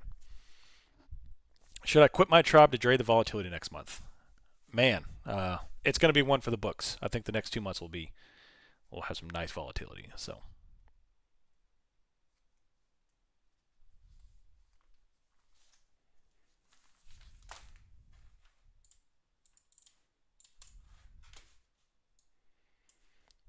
My guess is they're going to be talking about the economy and the inflation because also I think that Biden probably knew about the CPI numbers for Europe coming out before everybody else. Obviously, he's a global leader. I think they're going to discuss that because Europe's inflation just spiked to record levels when everyone's saying inflation's supposed to be going back down now, and it keeps on going up. So another top wick under R1, not looking good. Coming off.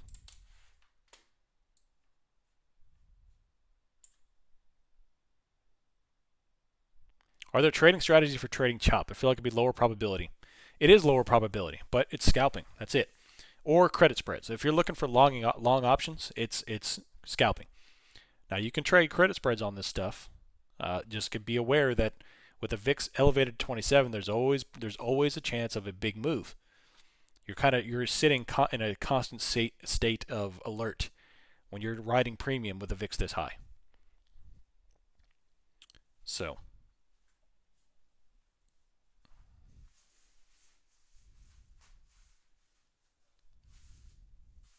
my favorite environment to trade spreads is when the VIX is low, like 22, 23, 20, or 19. And early in the morning, I'm talking like the first 30 minutes a day, I could put on a spread that's 70 to 80 points out and get $1, $1.50 for it, and just kind of kick back and relax. Because it's going to be hard pressed to see a 100-point move unless we're in the precipice of a change between a low to high VIX. Then you need to get out. So still holding R1. High of the day is up here, 414.04.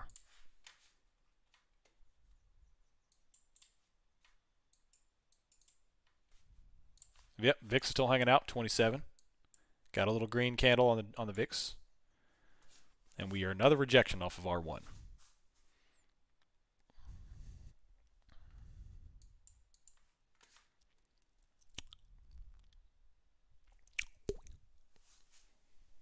Where are we going?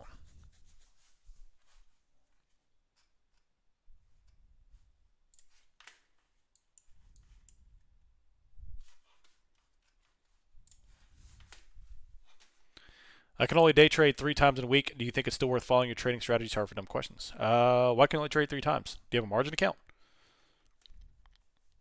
No, not a dumb question. You can still trade stuff. You just got to be very selective with your trades. Don't scalp.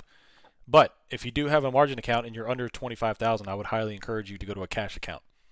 You're handcuffing yourself by trading with a margin account if you don't have 25 grand.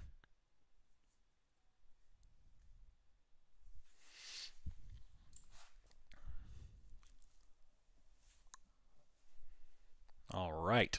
So we've got a little green here on R1. I'm still looking at the 4140 calls if we can get it, but so far we're having some trouble. Justin saying we squeezed a 415. VIX luckily back to 25. That's another 2 points on the VIX. That would be what, a 6 or 7% move for VIX right here?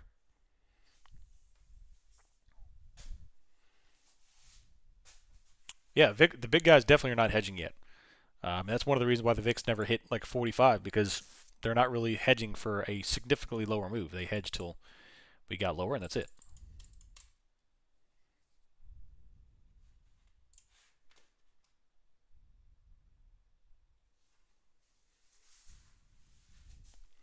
If I switch to cash account, I can day trade unlimited. I'm using.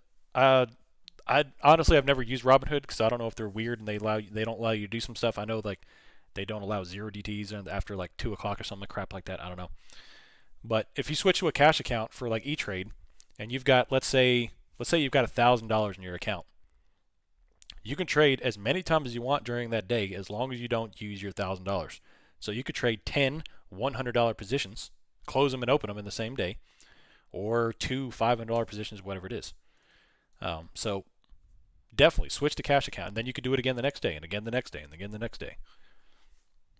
Oh, man, they just destroyed that candle. And they're going to reverse this thing down. Watch this. Bam. They just smashed that candle. 413.30 to 412.63. Booyah. Calls here seem very sketch after that candle.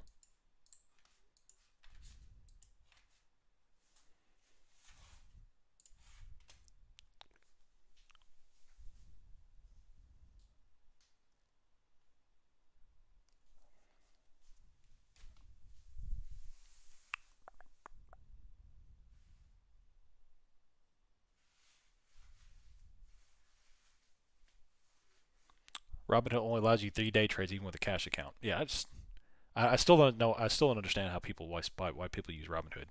It's ridiculous. All right, so we had a big smash of that green candle, and it looks like they may put us lower. No bueno. No bueno.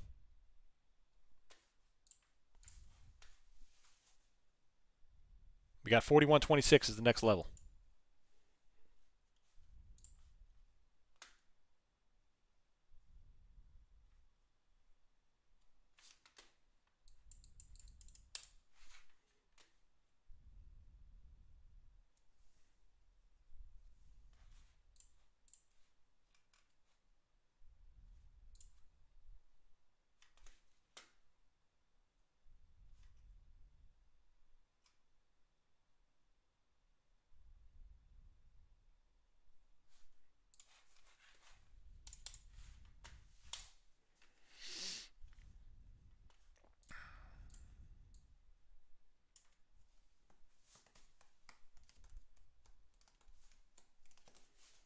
Man, they are liking this R1 level here.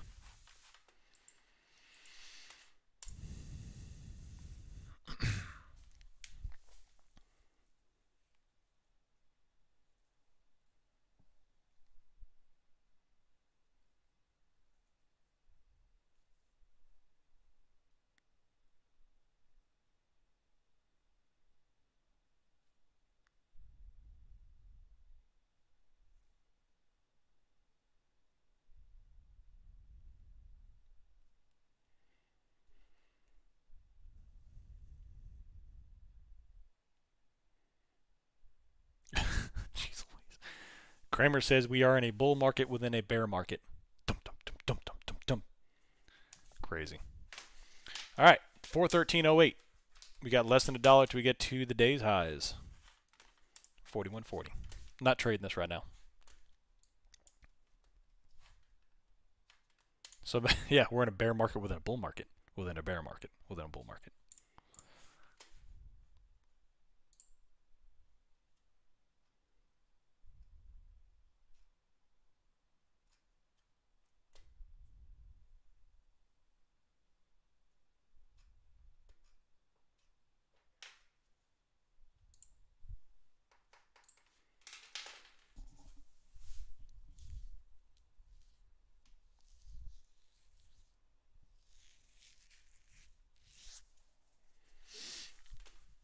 Look at those wicks, man. Even on the 3-minute, that's nothing but wicks.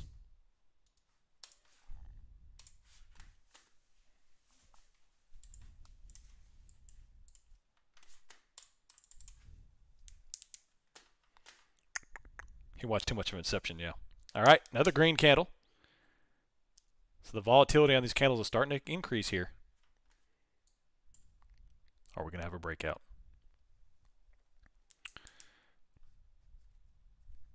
41.40s. May 31st, 41.40 calls. Let's see. God, come on now. I've got the order form pulled up. So if I'm entering, I'm entering. If we get a break above here through 41.40 and see if we can squeeze up. They're starting to build 41.50 just a little bit. But right now, we're still clinging on to R1 like it's nobody's business.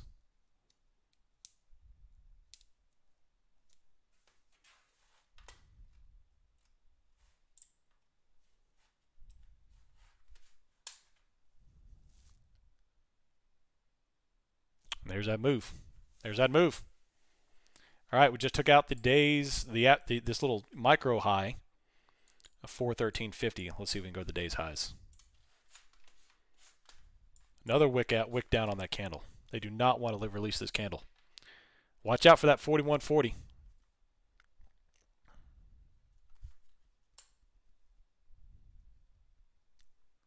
Another wick down.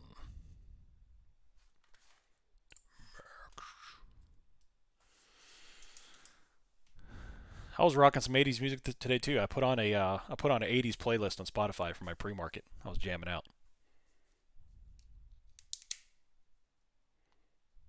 Man, look at that smackdown, dude. Gah. I would be careful taking any long positions here until we break through this level. Nope, haven't seen it yet.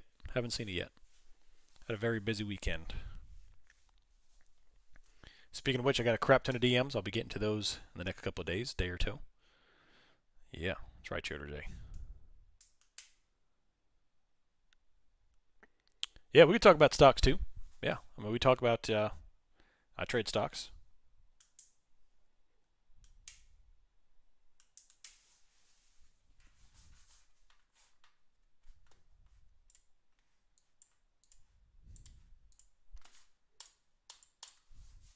Yeah, I heard that was the biggest IMAX in history, the biggest IMAX opening in history. So, it looks amazing.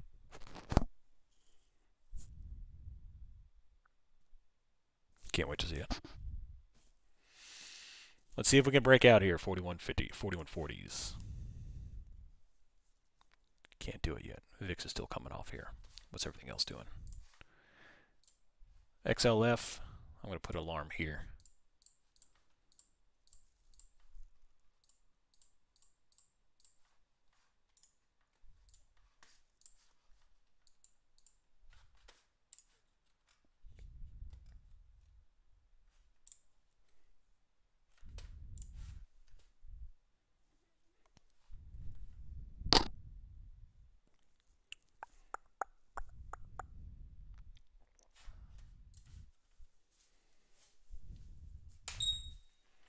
XLF is going up. VIX is going down. It looks like it's almost a matter of time before we pop, but it ain't wanting to do it yet. VIX is continuing on down here.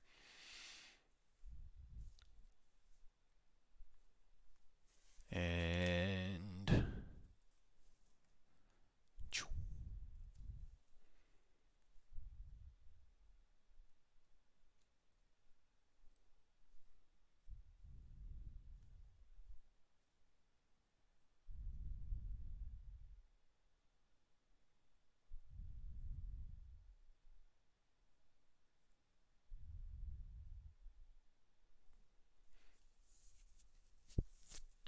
it will. The VIX is going off aggressively. I think we're going to get a move here if that keeps doing that. So keep watching the VIX. You're doing good. The market doesn't. If it was that predictable, then you could trade off the VIX alone. And so you just got to watch this price action here.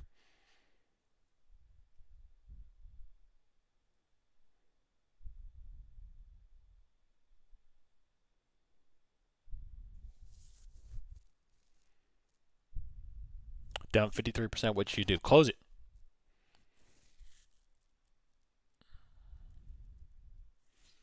I will not read you bedtime stories. That's right. That's right. Maybe I'll do maybe one day in the future I'll do a tier 3 where I can read like Cat in the Hat or something like that, or Green Eggs and Ham.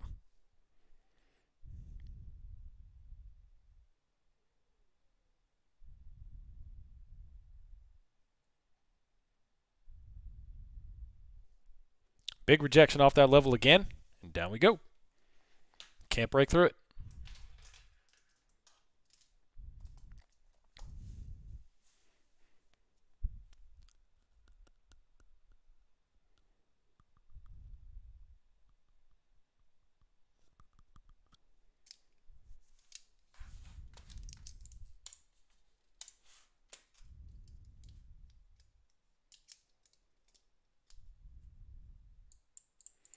I do trade NQ sometimes. I'm very cautious with NQ.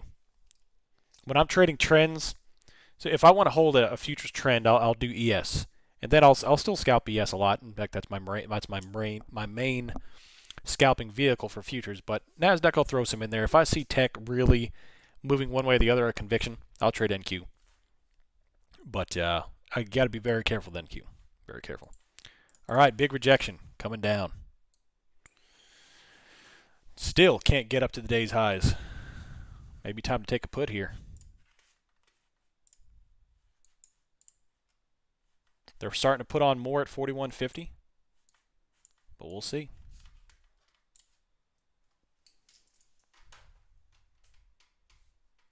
Very active talking.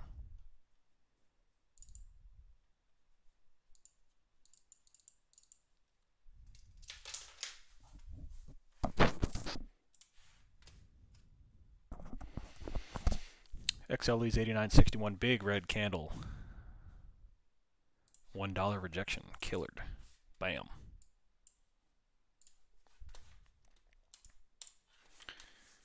Still can't even get to 41.40. Big rejection there.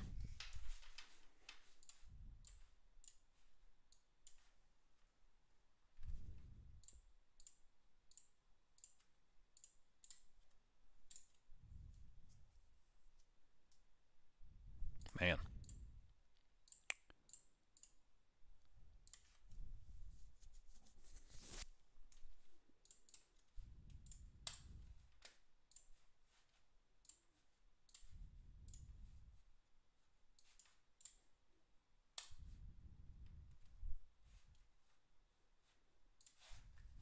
Look at that candle.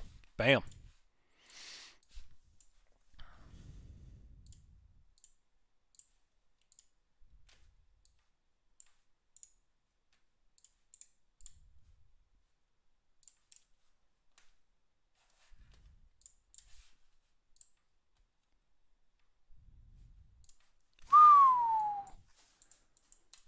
Smashed.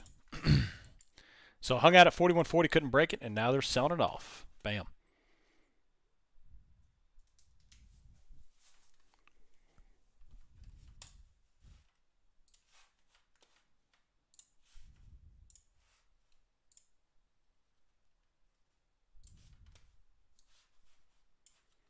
So looking here. May 31st, we're going to see where this goes. So the UK market closes in 20 minutes. So 11:30 Eastern time is when that closes. We'll see where that brings us. Yeah, it's a great AZN Wizard. It's a great book to read, man.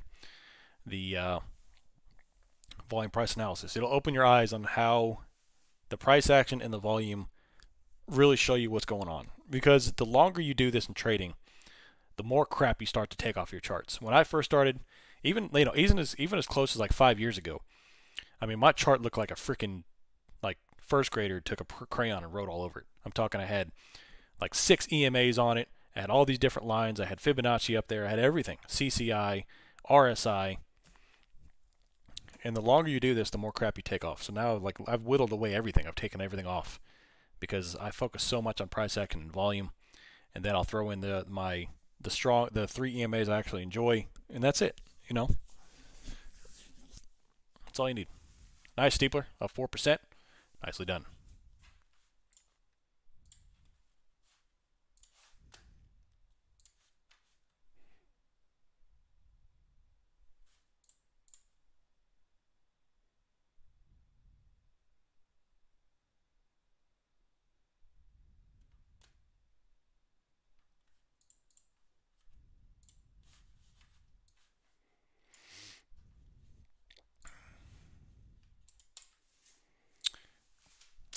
If I don't see any good action, I'll hop off here about 10:30, 11:30 Central or Eastern, 11:30, 12 Eastern.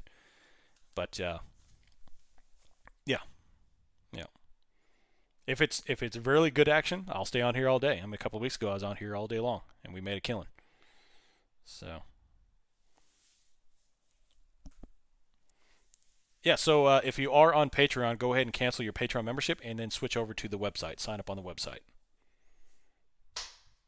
How do we know if Discord is linked to our website membership? Is there a validation process? You do have the role, so you should be good to go. But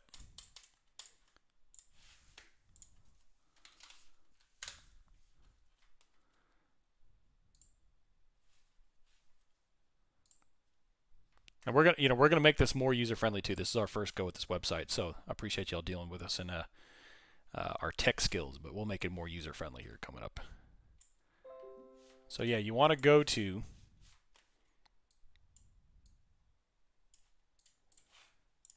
right there. So go up to the top and click on login with your Discord, and that'll link your Discord account to your website account. The website bills any day. It's a 30-day rolling cycle from whatever day you sign up. So if you sign up on June 4th, you'll be charged again July 4th. It does a 30-day rolling cycle. So you can sign up any day you want, but if you're on Patreon, it cancels June 1st. You'll lose your access. So I go live with members every day. I'm on the YouTube Monday, Wednesday, Friday. Today's Tuesday, so I'm doing it non-standard because yesterday we were closed. And then I'm live every day, Monday through Friday, in the Discord. Nice lightning grew.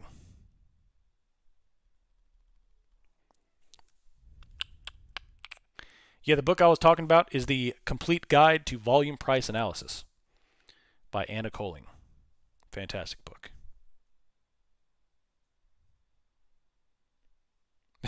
I'm nice every day. I know what you mean, Edgar. I'm not always nice. I know not always nice, but I love y'all, so. It's a great book, Paperboy.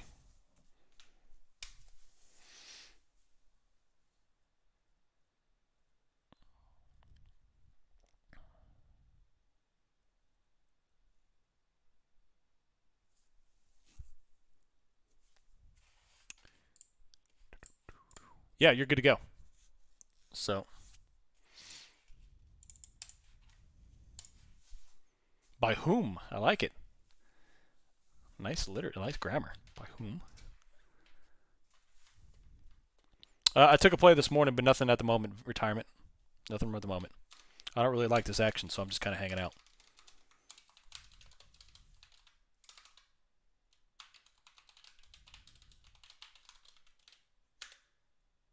There's the website right there.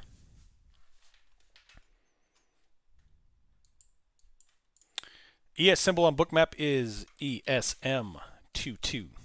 Right there. And we're coming on down low through S1. I do use VWAP. Yeah, VWAP is the dark green line you see right there.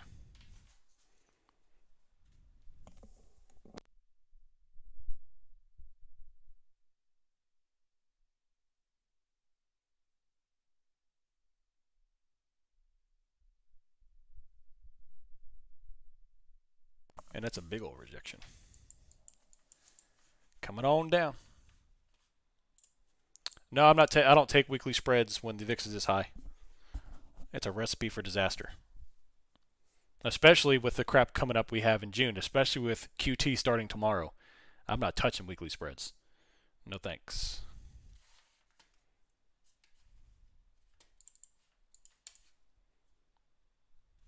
Correct, Ray. That's correct.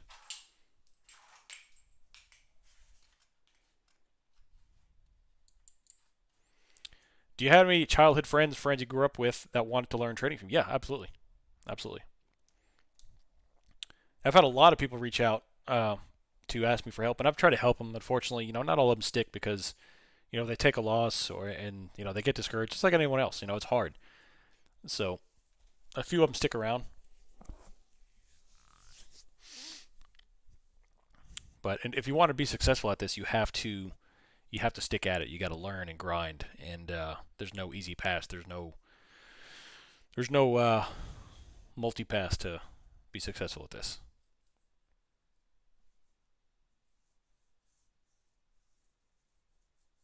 Nice, Cole. I think it's a smart move. Smart move.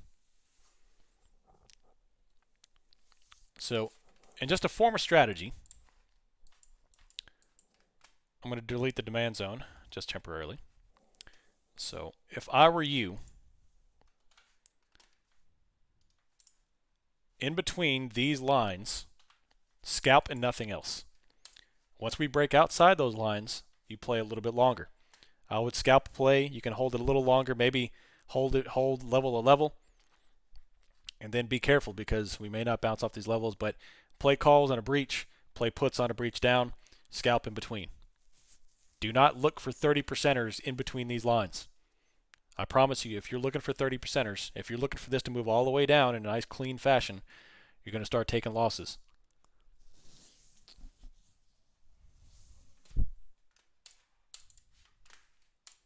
We got 411.59 just under S1 at the moment. Know when to trade them. Know when to hold them. Nope, I'm not taking any more earnings play. There's too much going on these next couple of weeks for me to worry about any more earnings plays. I looked at, I played a couple of different earnings plays last week. I made a big one on the Dick Sporting, or I'm sorry, on John Deere, and I lost on a couple other ones. And I was like, man, I've got so much going on the next 3 weeks in terms of what the S&P is going to offer us. I'm not even going to worry about earnings plays. Literally, the day is coming where we're going to have a 7% down day. And it's going to happen. It may take us a couple of months, but it's coming. And I want to be ready for it.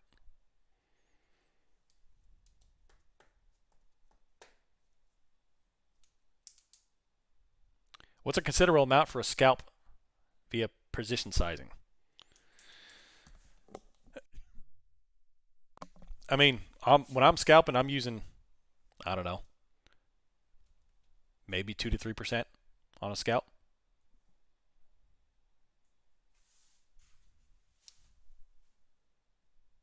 Where do I get my news and events? Twitter, Bloomberg News, and pretty much anything else that I can find that's just off stuff. But the main stuff is Bloomberg News and Twitter. Geopolitical stuff, I'm using Al Jazeera. I use Al Jazeera. But nice, double D.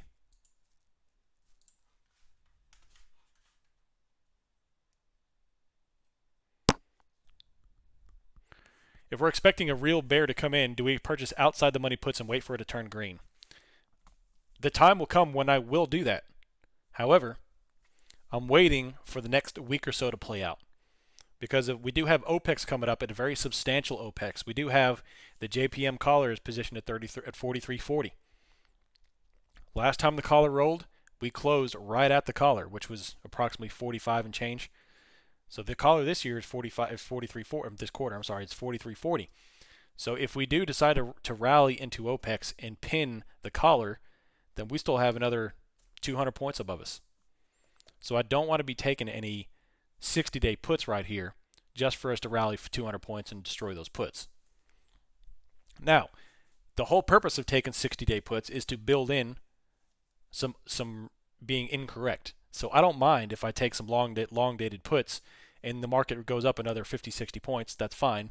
That's why I'm taking 60-day puts.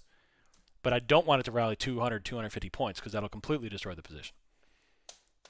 So I want to be as accurate as I possibly can, plus or minus 30, 40, 50 points on long-dated puts.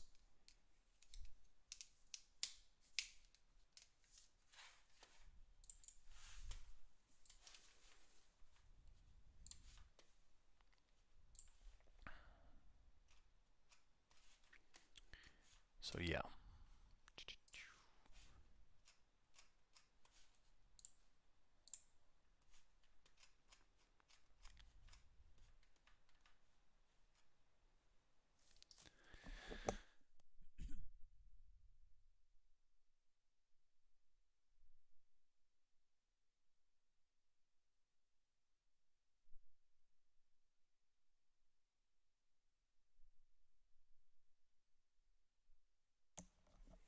What about PDSs? Yep, PDS is another way to go too. Definitely.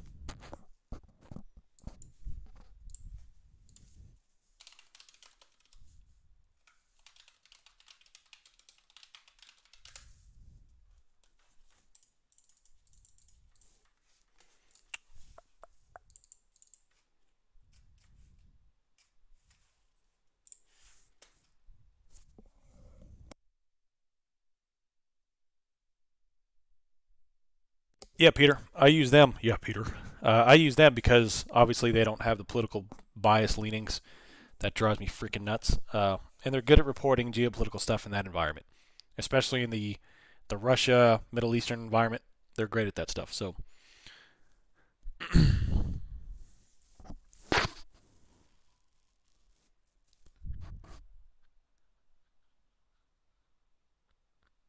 nice, Randall. You're very welcome. Thanks for being here. Yep, Powell and Biden speaking today in a couple hours. We got 8 minutes until European market closes. JP, yeah. Right, Chater J. I've got it at 43.40. If I'm incorrect, I'm looking for it now. If I'm incorrect, please let me know. But I've got my data at 43.40. Yeah, we need to figure that out.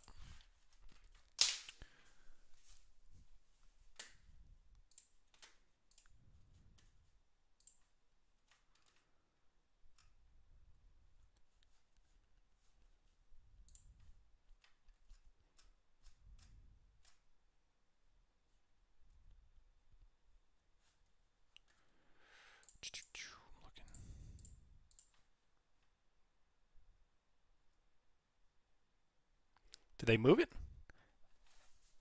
Because I've got all my screenshots at 43.40, but okay, all right, 42.85. All right.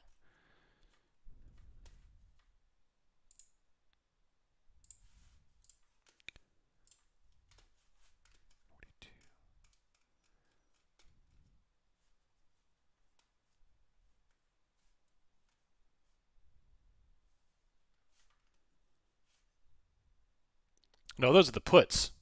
Those are the puts, not the calls. Yeah, I was talking about the calls. Yeah, you're right. So look at this. I'm going to show this to y'all too.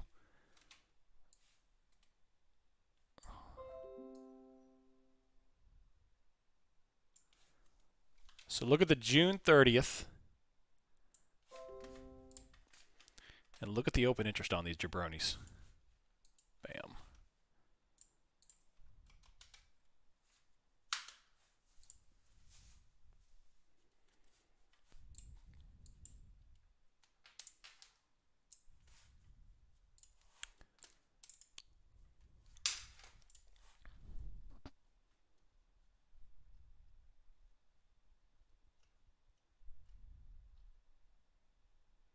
Yep, 46.95s are the calls too.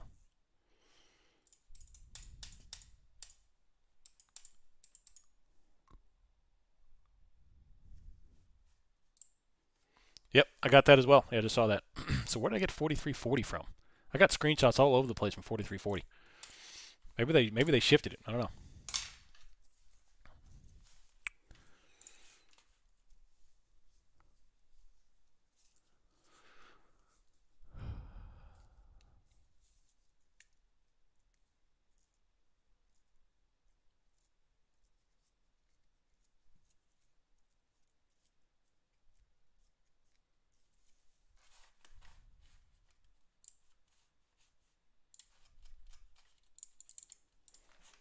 Yep, let's take a look. They just put on 41.10. They shifted it upwards, and I'm going to post this here.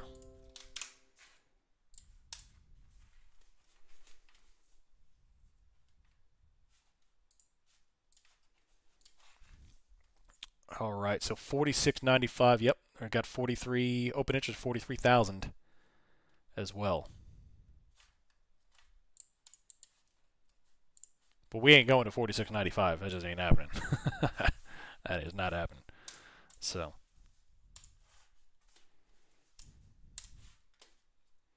if we do get up to 46.95, I am dumping everything in my long stocks again.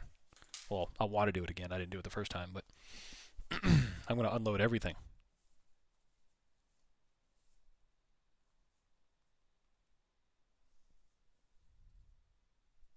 Yep, you're absolutely right. You're absolutely right.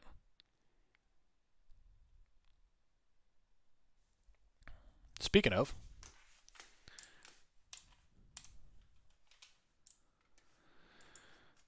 still hanging out at 130s, I see.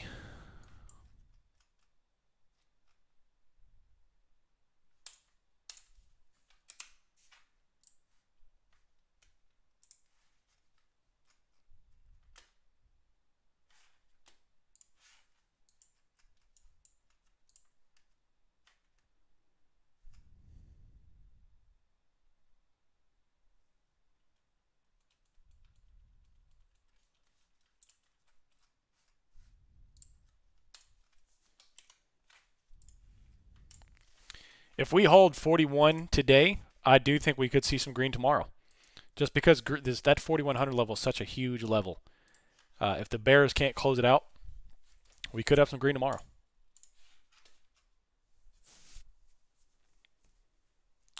I look into options, but I mean I trade stocks on my long-term account, but I haven't traded them in a very long time. Well, I don't even trade them; I buy them.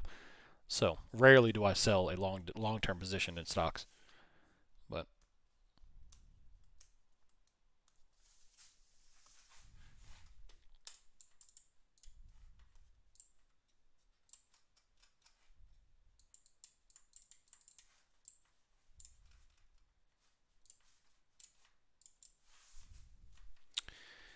'Let's take a look here. June 30th SPX 4285s in the money puts. Those are puts, by the way. Are $204. They're not in the money. They're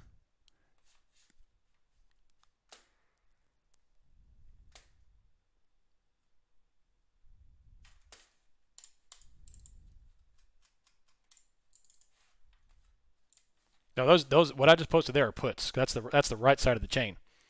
So those are the puts. But right now I'm looking at calls, which are the I see the 46.95 OI on them. 43.3 thousand.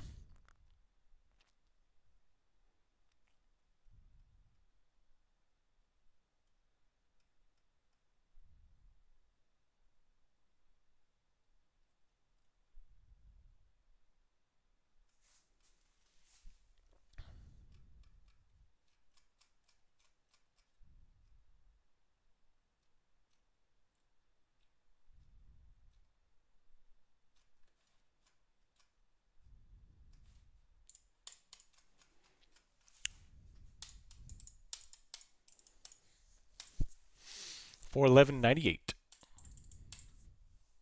No, we're not. The roll is not till June, so I'm just looking at it for planning.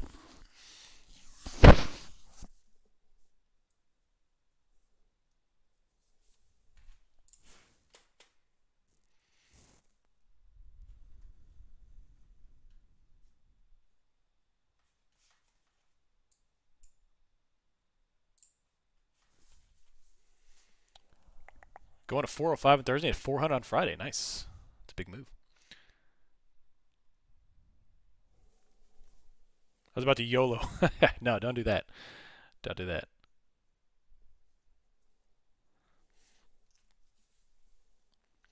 All right, so the 1 minute until the UK is closed. Let's see what kind of action they throw in.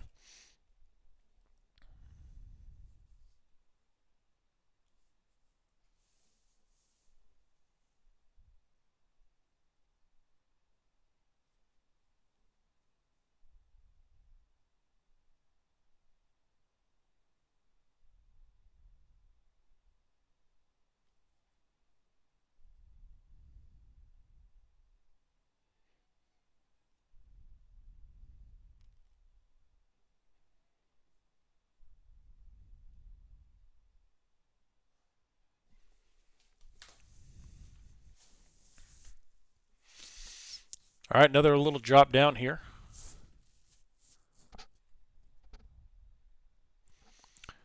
That is the only thing that I was looking at. That's what kept me from taking swing puts over the weekend, MK, is that Amazon split. Because although Amazon's rallying, not too much, and it's not holding the market up all that much, although everything else is bright red. So, a little bit of move down there.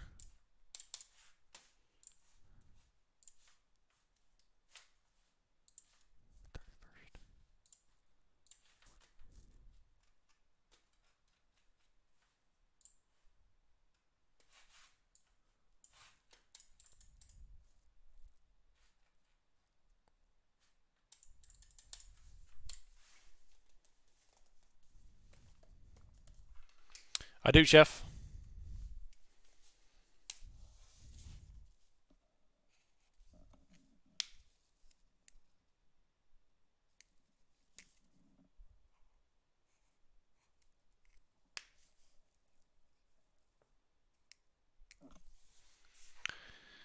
All right. Well, that's the thing is Bookmap can't offer, the fee. That's not theirs to offer. They're just utilizing the fee that which you have to pay for. So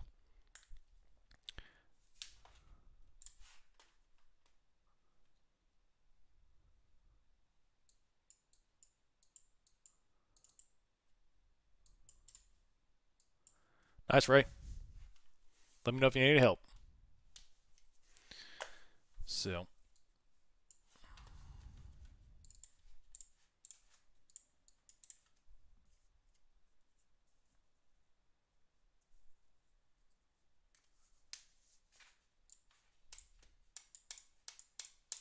that's correct. That's correct.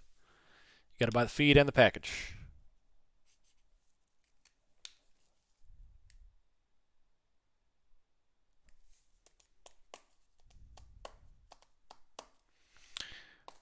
All right, y'all. Well, I'm going to go ahead and call that a morning. There ain't much going on here. UK just closed. We'll see if we get some movement from that. Maybe a little pop back up to where we were or drop back down to where we were. But yeah, the name of the game today, I know we're all anxious to see where this goes. The name of the game this week is patience. So do not get chopped up trying to anticipate something in the face of huge volatility that's coming. So be patient. Don't start giving back a lot of profits on little bitty plays, and wait for the moment. So yeah, you do not have to play this garbage. You absolutely do not. You're not obligated. Like once you kind of like take the decree of a trader, I must trade 10 times a day, otherwise I'll be flogged. So you don't have to check. You don't have to trade it. So thanks for hanging out. Let me know if you got any questions. Today is the last day of the month. Again, if you are on Patreon, please cancel and head over to the website and sign up there. I'm still going to keep the Patreon open for those who are, a little slower to transition, but eventually we're going to be transitioning fully over to the website. So let me know if you have any questions about that. Wait, you'll still be here this month. What do you mean? No, I'll still be, the Patreon will still be active for another month or so, but I'm trying to get everything over to transition over. So, yeah.